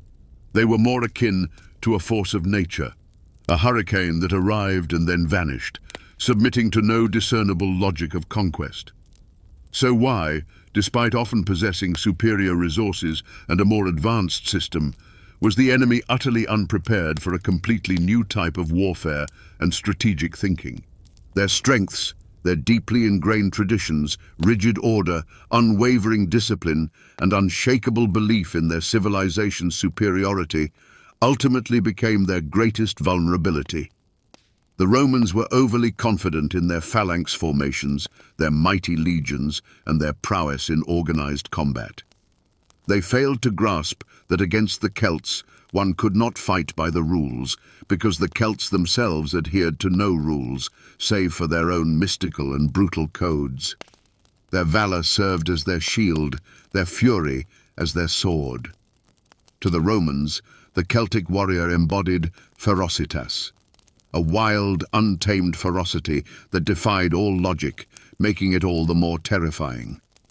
The tragic irony of this predictability lay in the fact that Rome, the pinnacle of organization, was simply too predictable for the Celts. The Celts knew that a Roman legion would form a square, that it would defend itself with shields, and that it would attempt to turn the tide of battle through sheer discipline. And they exploited this against them, unleashing an irrational fury that the Romans were completely unprepared for. Their very strengths, their pride in their discipline and order, hindered their ability to adapt to an entirely new kind of adversary who simply did not play by their rules. It's as if a modern army were to encounter an enemy who does not use radar, does not adhere to the Geneva Conventions, and wages war using unpredictable, almost mystical methods. To the Celts, in turn, the Romans appeared strange, arrogant, and utterly fixated on their cities and laws. Why did they need so much land if they did not truly live off it? Why so many rules if they did not live by the call of their hearts and ancestors? It was a mirrored reflection. The Celts perceived the Romans as something alien, devoid of spirit and disconnected from nature. Their wealth, their opulence, seemed meaningless because it was not bolstered by true valor or a profound connection to the land. To them, Roman order was not civilization, it was a prison for the spirit. Thus, the conflict between the Celts and Rome was not merely a war for territory, but a collision of two fundamentally distinct civilizations, two worlds utterly incapable of comprehending each other's logic. And it was precisely this blindness to an alien worldview, this inability to adapt to a vastly different way of thinking, that led to a tragic, yet perhaps predictable outcome. The more flexible and pragmatic system, adept at not only conquering but also assimilating, ultimately absorbed the one strong in its anarchic yet unyielding spirit. Behind every great achievement, every grand idea, there is always a price paid not only by nations, but also by the individuals whose names are forever etched into history. Brilliance, particularly in the context of war and monumental feats, is rarely pure and untarnished. It is often intertwined with moral compromises, brutal decisions, and profound personal drama. And the history of the Celts, however romanticized it may seem, is rife with such dark stains. Consider Vercingetorix, the chieftain of the Arverni, who managed to unite the fragmented Gallic tribes against Julius Caesar. It was a titanic, almost impossible achievement. But what was the cost?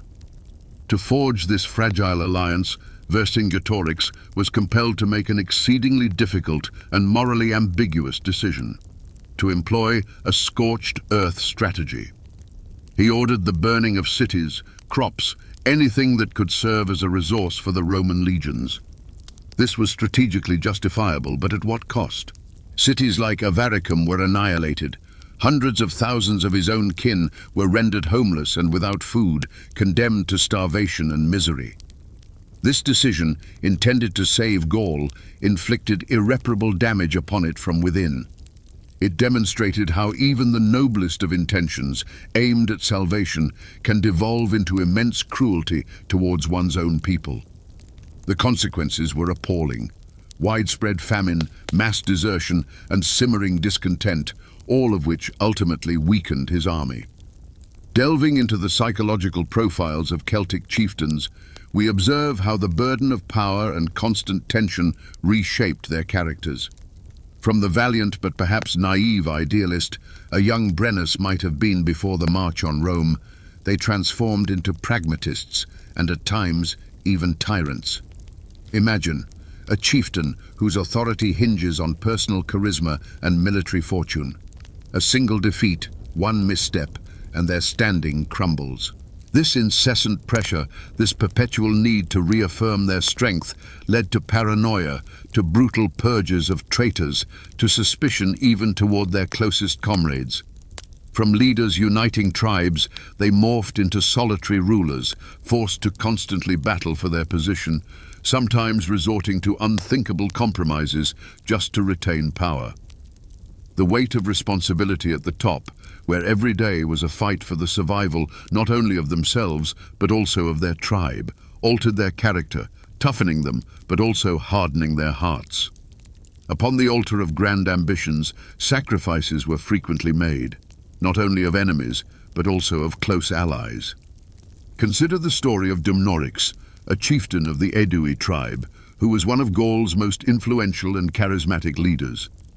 Initially an ally and friend to Caesar, he played a pivotal role in the Roman general's plans. Yet, over time, Dumnorix, recognizing Rome's true intentions and witnessing the gradual subjugation of his people, began to resist. He remained steadfast in his ideals of freedom and independence for his people, while other chieftains, including his own brother Diviciacus, chose to cooperate with Rome to preserve their power. Dumnorix became a symbol of the Celts' internal tragedy, the conflict between the necessity of uniting against an external enemy and deeply entrenched intertribal rivalries. Ultimately, he was declared an enemy of Rome, pursued and killed while attempting to flee the Romans. His death was not merely the end of one man. It symbolized how any attempt at resistance, any striving to uphold old ideals, was sooner or later sacrificed to the new, pragmatic reality of Roman dominance. He was betrayed, not so much by Caesar as by a changing world that could no longer accommodate his ideals. This price of brilliance also manifested in their religious practices. We've discussed the human sacrifices conducted by the Druids. These rituals, however horrifying they may seem, were part of a complex belief system where human life was the ultimate offering to the gods. But who made the decisions about who would be sacrificed? It was the Druids, who, possessing immense power and authority, held sway over life and death. This power, without a doubt, corrupted. The ability to condemn captives, criminals, or even, according to some accounts, volunteers to a torturous death, granted them nearly limitless control over the community. This was a dark manifestation of their ingenuity, the capacity to leverage the sacred to maintain power and control over the populace, creating a system where the fear of the gods and the fear of the Druids were inextricably linked. And finally, the price of brilliance was evident in disillusionment. Celtic chieftains, who led their warriors into battle, promised them glory, plunder, and victory. But when they confronted the inexorable Roman war machine, which didn't just win battles but systematically conquered territories, building fortresses and roads, it led to profound disappointment. Their world, a world of freedom and fierce valor, collided with a reality governed by discipline and long-term planning.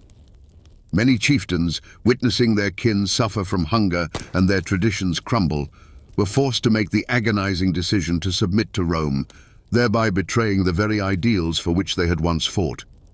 This was not merely capitulation, it was a deep moral fracture, revealing the true, brutal cost of ambition and greatness in an era of monumental change. When two great cultures, as distinct as the Celtic and Roman, collide, monumental transformations are the inevitable outcome. This isn't a mere synthesis where one culture seamlessly blends into another.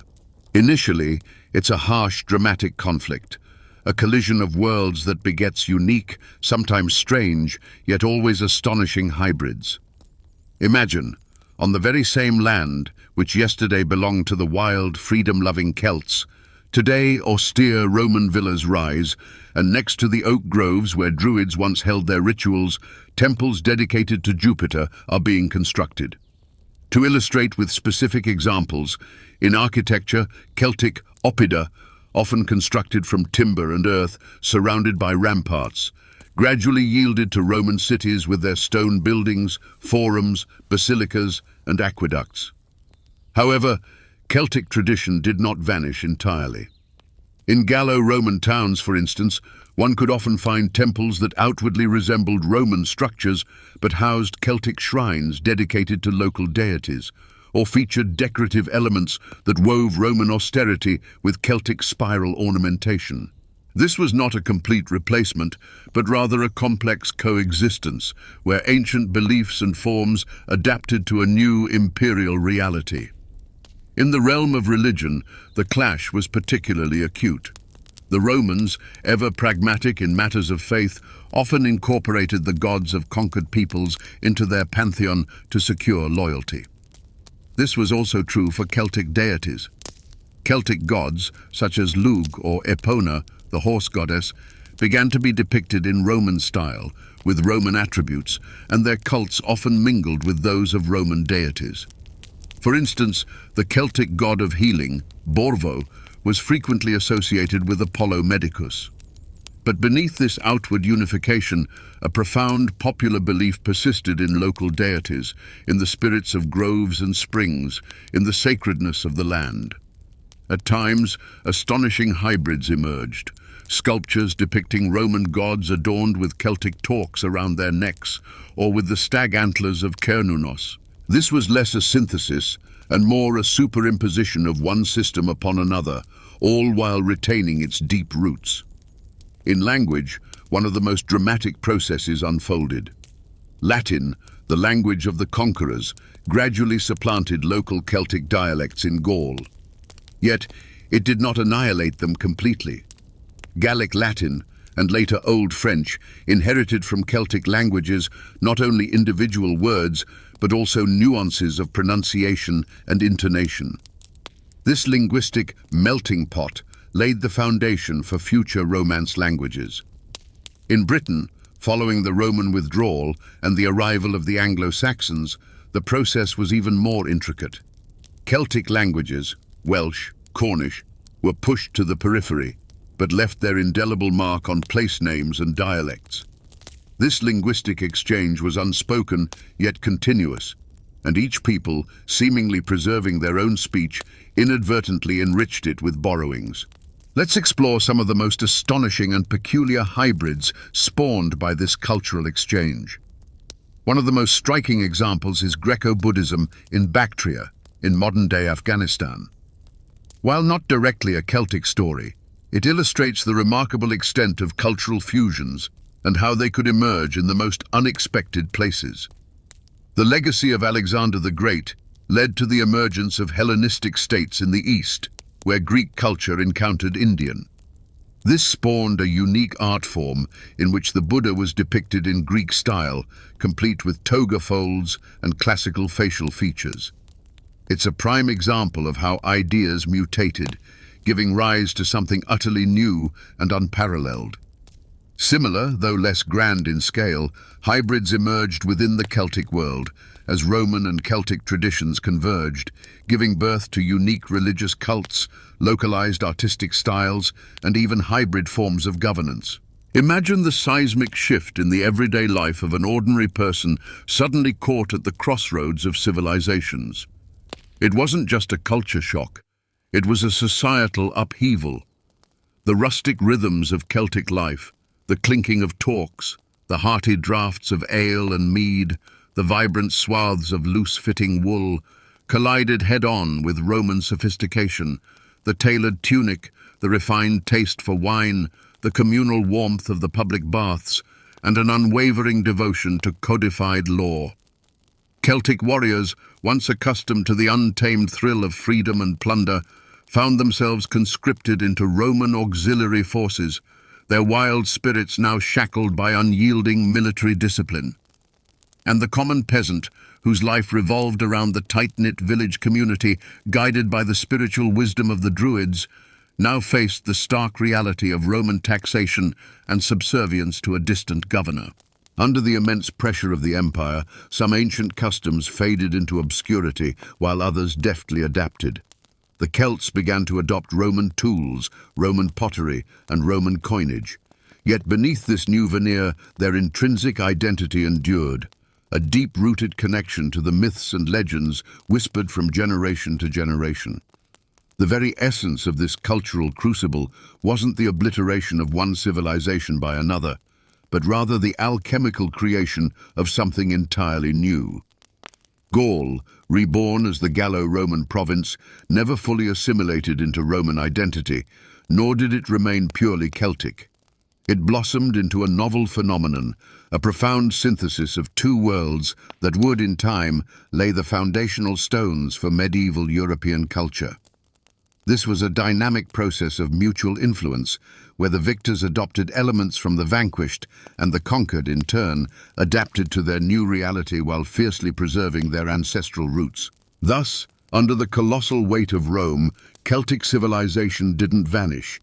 It transformed, etching a deep and indelible mark onto the cultural DNA of the continent. Do you imagine that information warfare and the deliberate crafting of public images are inventions of our current century? Think again. In the ancient world, where whispers could travel faster than legions and the authority of a single individual shaped the destiny of entire peoples, propaganda and counter-propaganda wielded power as potent as any sword and shield.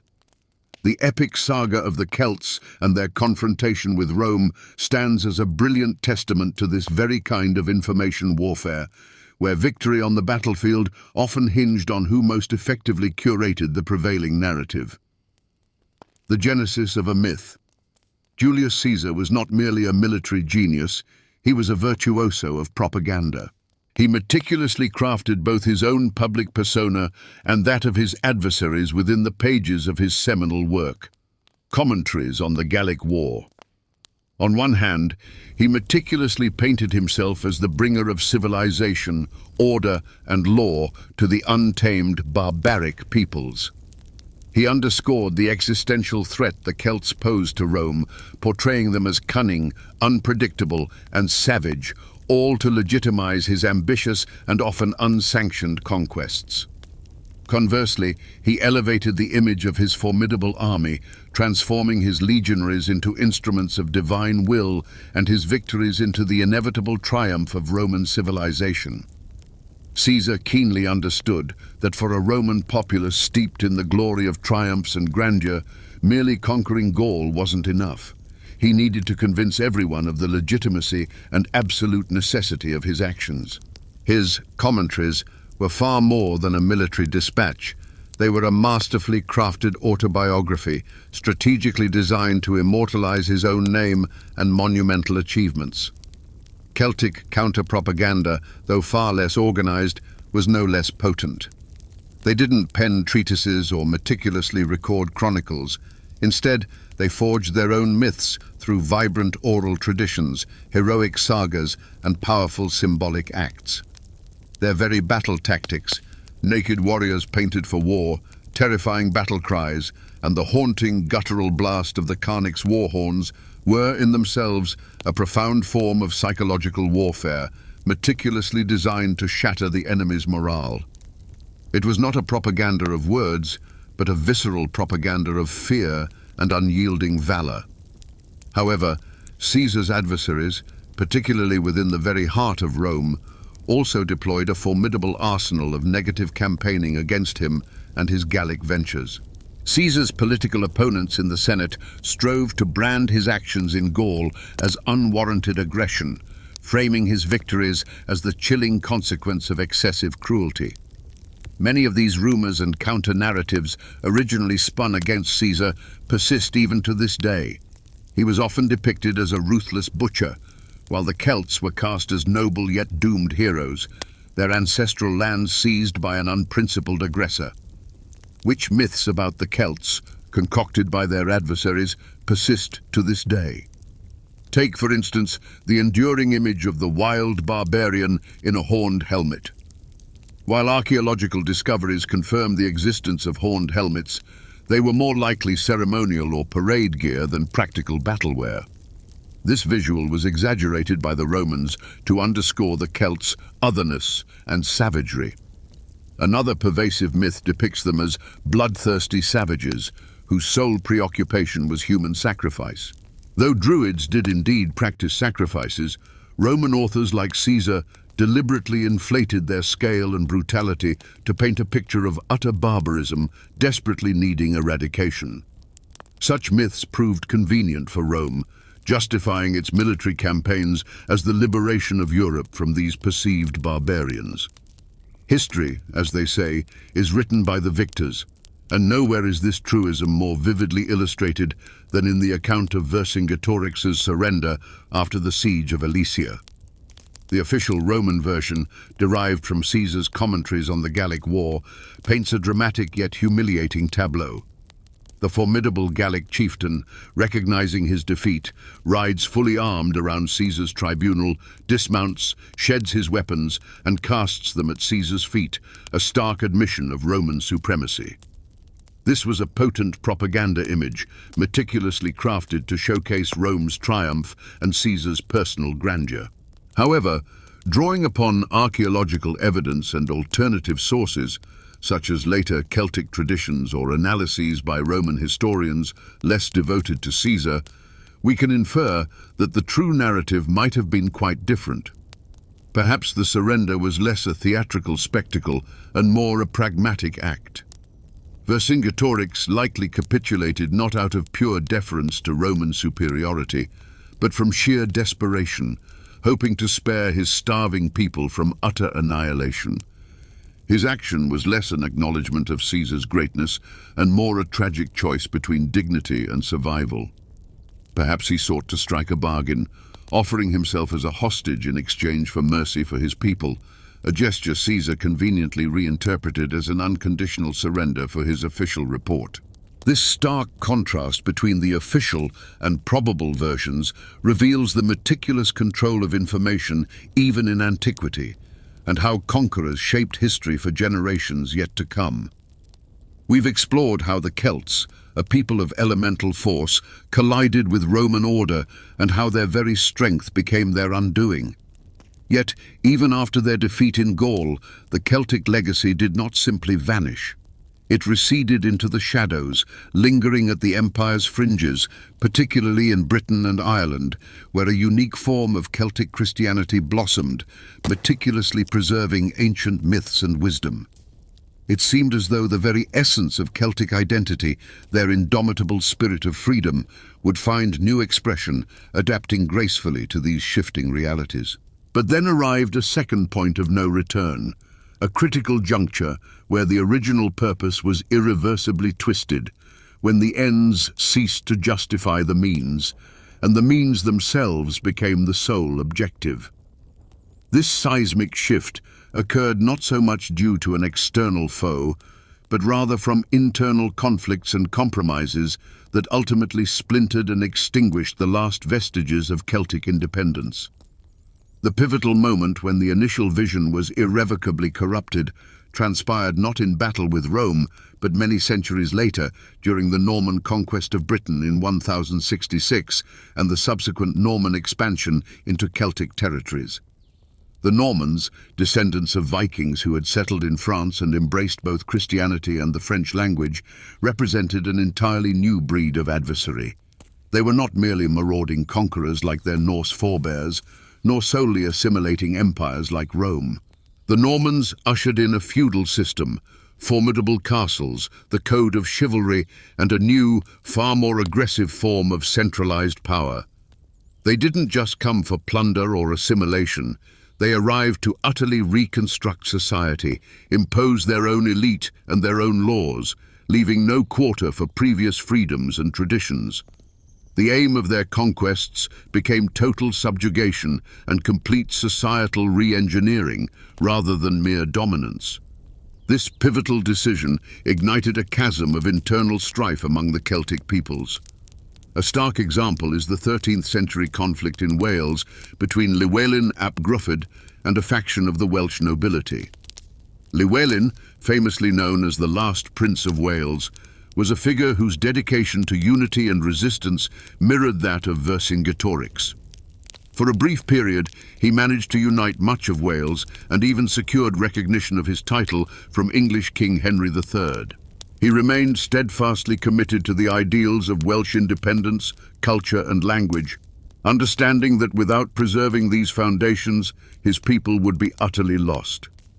However, many other Welsh lords, once his staunch allies, now perceived the hopelessness of the situation and gravitated toward a pragmatic reconciliation with England. They chose to safeguard their lands and titles, even if it meant bowing to the English crown, rather than prolong a futile struggle. Llywelyn's conflict with his own brother, Dafydd ap Gruffudd, tragically mirrored this deeper societal schism. Dafydd, initially Llywelyn's ally, later defected to the side of English King Edward I. He viewed an alliance with the English as a pathway to personal power and gain, rather than a continued resistance. His actions constituted a betrayal not just of his brother, but in essence of the very ideal of Welsh independence. This clash between Llywelyn, who clung to the ideals of freedom and ancestral values, and Dafydd, who embraced the new pragmatic reality, weakened Welsh resistance from within. This was no mere family squabble.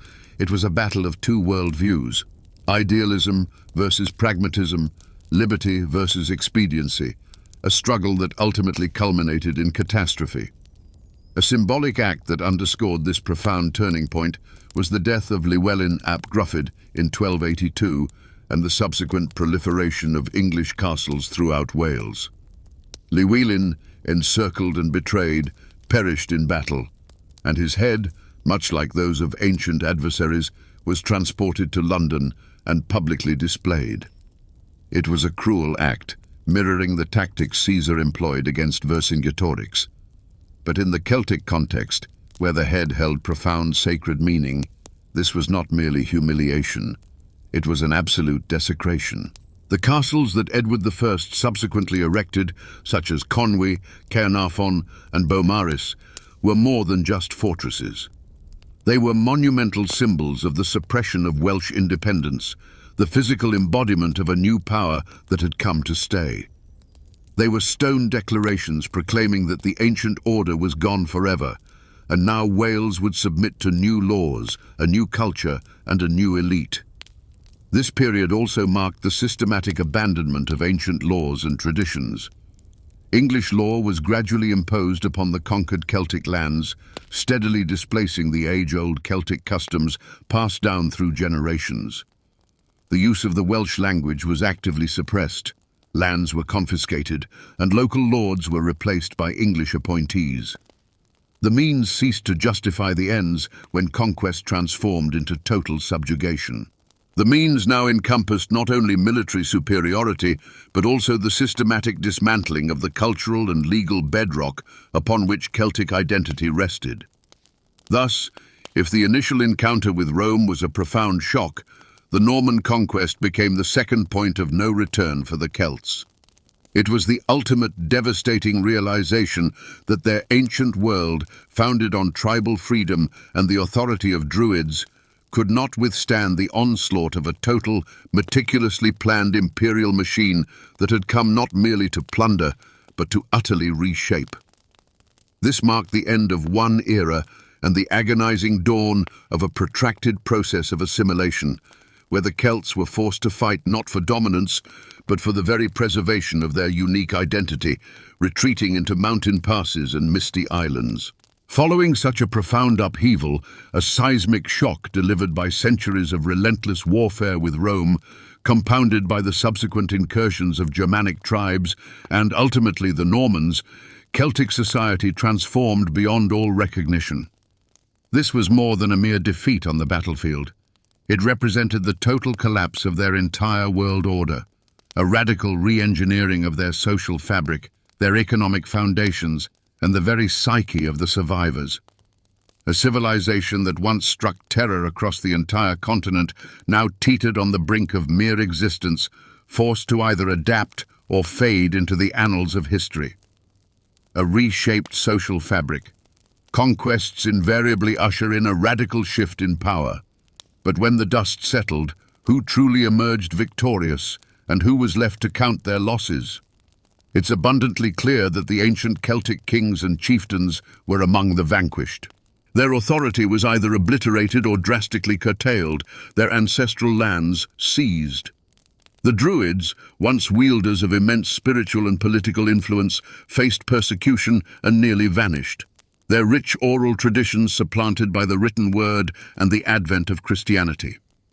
In their stead rose new power brokers, Roman governors, followed by Anglo-Saxon kings, and finally the Norman barons and lords.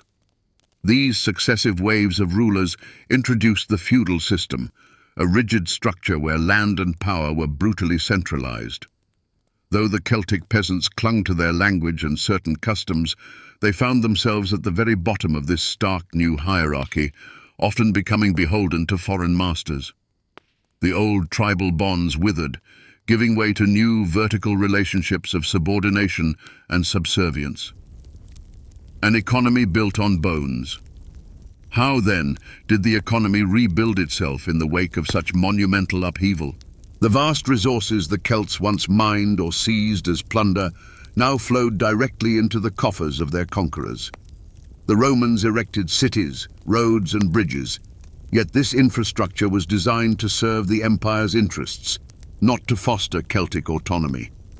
Across Gaul, new trade routes emerged, linking the province directly to Rome, and Celtic artisans now fashioned goods tailored to Roman tastes.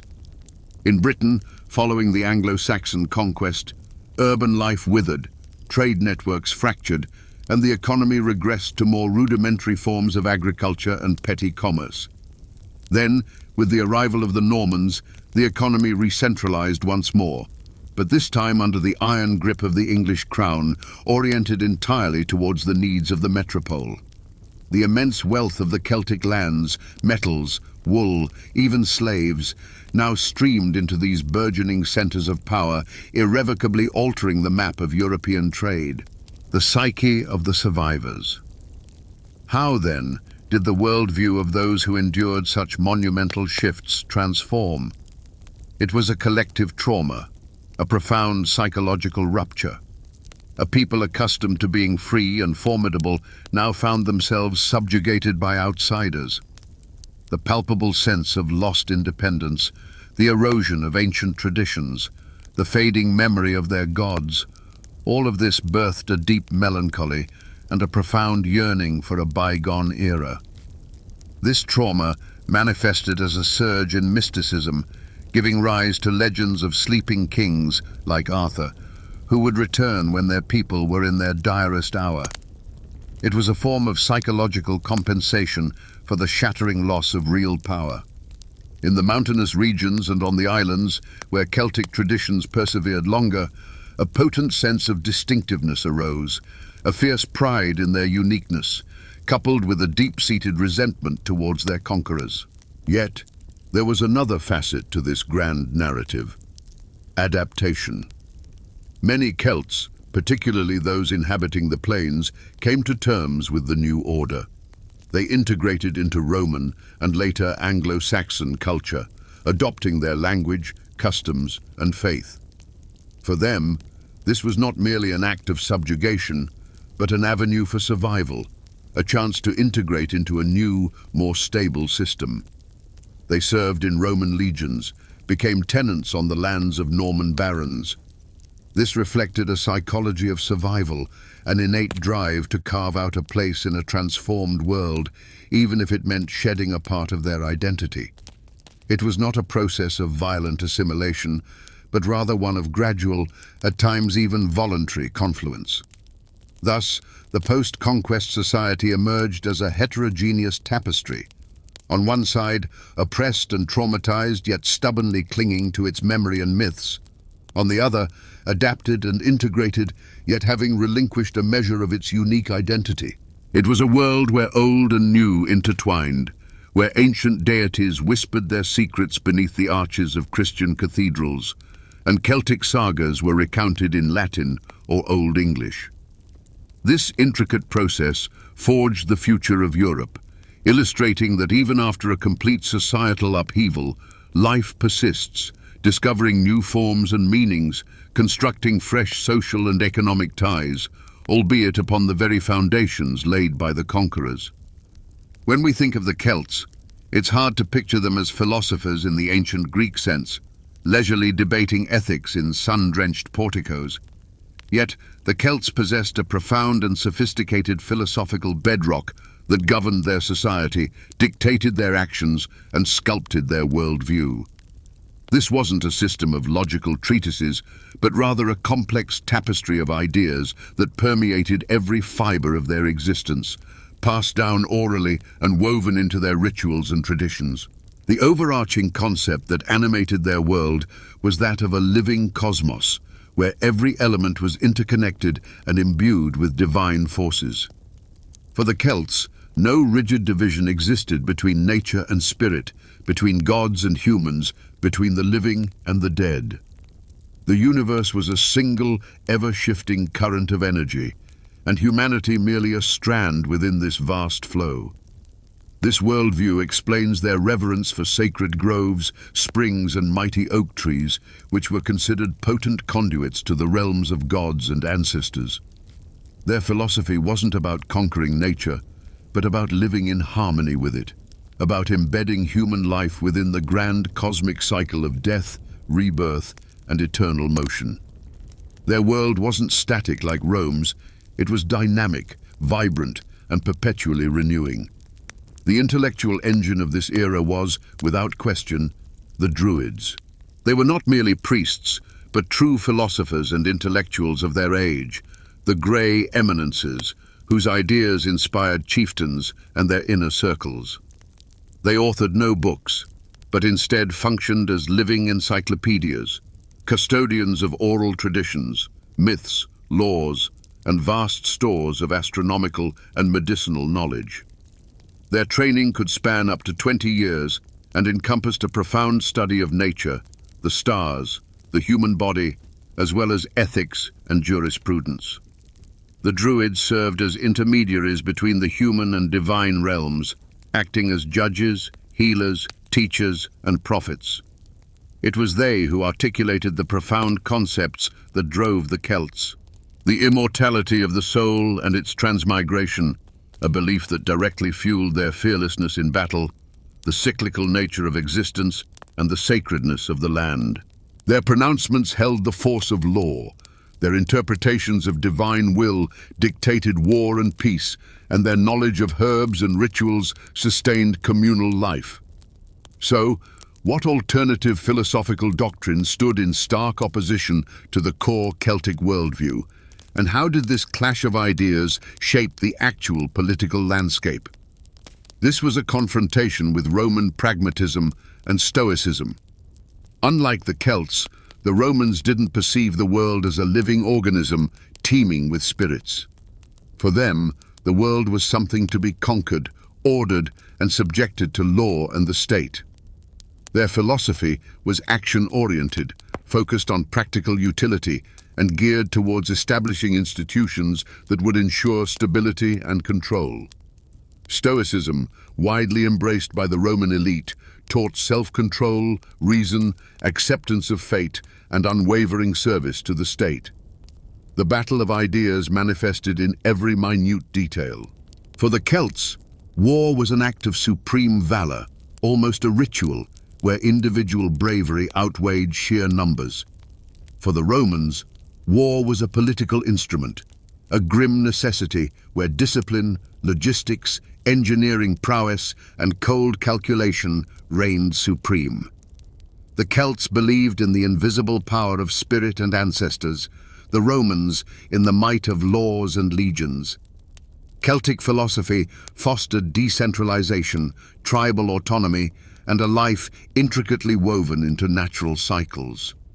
Rome's philosophy, conversely, drove centralization, unification, and the creation of a vast, artificial, yet stable empire, where each individual was but a cog in the grand machinery of the state. This clash of ideas was far from abstract. It explains precisely why the Celts could seize Rome but never hold it, why they favored plunder over sustained governance, why their strength resided in chaos rather than order.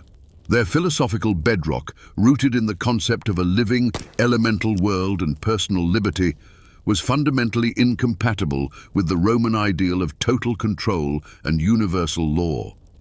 This very incompatibility became their tragedy.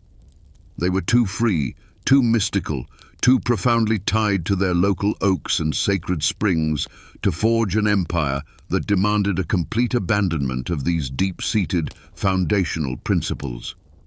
Thus, the Celtic philosophical foundation was not merely a collection of beliefs, but a holistic worldview that defined their place in the universe. This system was their greatest strength, enabling them to be incredibly fierce and unyielding. Yet, it also proved to be their Achilles' heel when confronted with a world that built its power on entirely different philosophical and pragmatic tenets. After the demise of their creator, great systems, be they empires or ideas, frequently begin to unravel under their own immense weight. The later period of Celtic history offers a tragic illustration of this principle of entropy. When the external pressure from Rome finally waned, and the Celtic peoples seemingly had a chance at resurgence, the internal disunity they had never managed to conquer turned against them. No longer was there a common enemy forcing them to coalesce, even temporarily.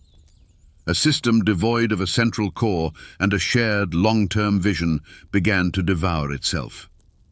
Systemic entropy. Following the Roman withdrawal from Britannia in the 5th century, the Celtic tribes, once united against a shared foe, descended into a maelstrom of internecine warfare. This power vacuum was immediately filled with internal conflicts. Instead of leveraging their newfound freedom for consolidation and rebuilding, they began to battle one another for land, influence, and plunder. The very tribal individualism that had made them formidable in raids now proved to be their primary weakness. Wales, Scotland, and Ireland, all these Celtic lands were fragmented into dozens of petty kingdoms and clans that ceaselessly vied and fought. A system based on personal valor and a chieftain's authority lacked the institutional mechanisms to maintain internal peace and order. It was well suited for expansion, but utterly unequipped for stable existence. The battle for succession.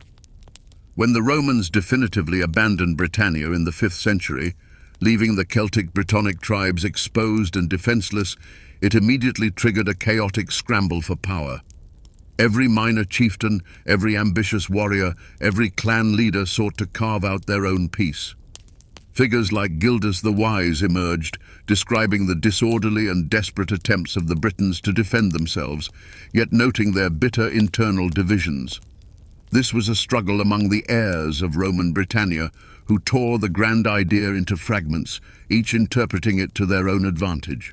Instead of constructing a unified defense, they squabbled over who was paramount, who should rule, who had a right to this or that patch of land. It was precisely this internal fragmentation and endless strife that became the fertile ground upon which the Anglo-Saxons so easily tread. The Celts, unable to unite, proved to be easy prey for the organized Germanic tribes who, though fewer in number, acted with cohesive purpose. A vivid illustration of this ongoing conflict can be seen in the struggle between the Celtic kingdoms of Scotland and Ireland during the early Middle Ages, as well as the perpetual interclan warfare within those very lands. In Scotland, the Picts and Scots, despite both being Celtic peoples, were perpetually at odds before they were eventually unified into the Kingdom of Alba. And in Ireland, the numerous kings of the Tuatha, tribal kings, waged endless war against each other for the title of High King of Ireland, a title that was, more often than not, merely nominal. Their energy, which could have been channeled towards building and defense, was instead squandered on internal conflicts. Each chieftain interpreted ancient laws and traditions to their own advantage, striving to assert their claim to power, while any overarching notion of unity, if it ever truly existed, slowly faded into oblivion. The Last Stand. The saga of William Wallace in Scotland, followed by Robert the Bruce, serves as a poignant, albeit heroic, example of such ultimate defiance. Wallace, despite his humble origins, for a brief period rallied the Scots against English rule. He was the last true embodiment of the Celtic ideal of freedom and pride, refusing to acknowledge the authority of the English king. He fought for independence not only for Scotland, but for the very spirit of the Celts. His triumph at Stirling Bridge was a beacon of hope, a resurgence of an ancient fury. But he was betrayed by his own countrymen who, weary of war, chose the pragmatic path of compromise with the English. His brutal and exemplary execution in 1305 became a symbolic act, marking the end of an era of unyielding Celtic freedom. He perished, but his ideal was taken up by Robert the Bruce, who, while fighting for Scotland's independence, operated under more feudal rules, forging a centralized state. This internal strife and inability to consolidate became the true cause of their downfall, far more profound than any military defeat by Rome. The Romans could break them in battle, but they could not extinguish their spirit. The Celts themselves, devoured from within, slowly but surely ceded their lands and independence to those who proved more organized. This was not a defeat, but self-destruction, which led to the once formidable Celts being confined to mountain gorges and misty islands, preserving their uniqueness but losing their political power. This is a story of how internal divisions can be far more lethal than an external enemy, and how great systems, devoid of a core, crumble under their own weight. The history of the Celts, like that of many great civilizations, unfolded through periods of flourishing, conquest, and inevitable decline. But then came the strangest phase, centuries of oblivion, when their legacy seemed lost, buried beneath layers of Roman dominion, Anglo-Saxon kingdoms, and Christian theology. Yet, like a seed buried deep in the earth, Celtic culture managed to outlive this oblivion and centuries later experienced its second birth, revealing itself to the world in an entirely new guise. Centuries of oblivion. Following the fall of the Roman Empire and the Anglo-Saxon conquest of Britain, Celtic languages and cultures were pushed to the periphery of Europe. In Gaul, they were fully assimilated by Gallo-Roman and subsequently Frankish culture. In what is now England, the ancient Brittonic language gave way to Old English. Celtic gods, druids and myths, all of it came to be regarded as pagan and barbaric, and was actively suppressed by the Christian Church.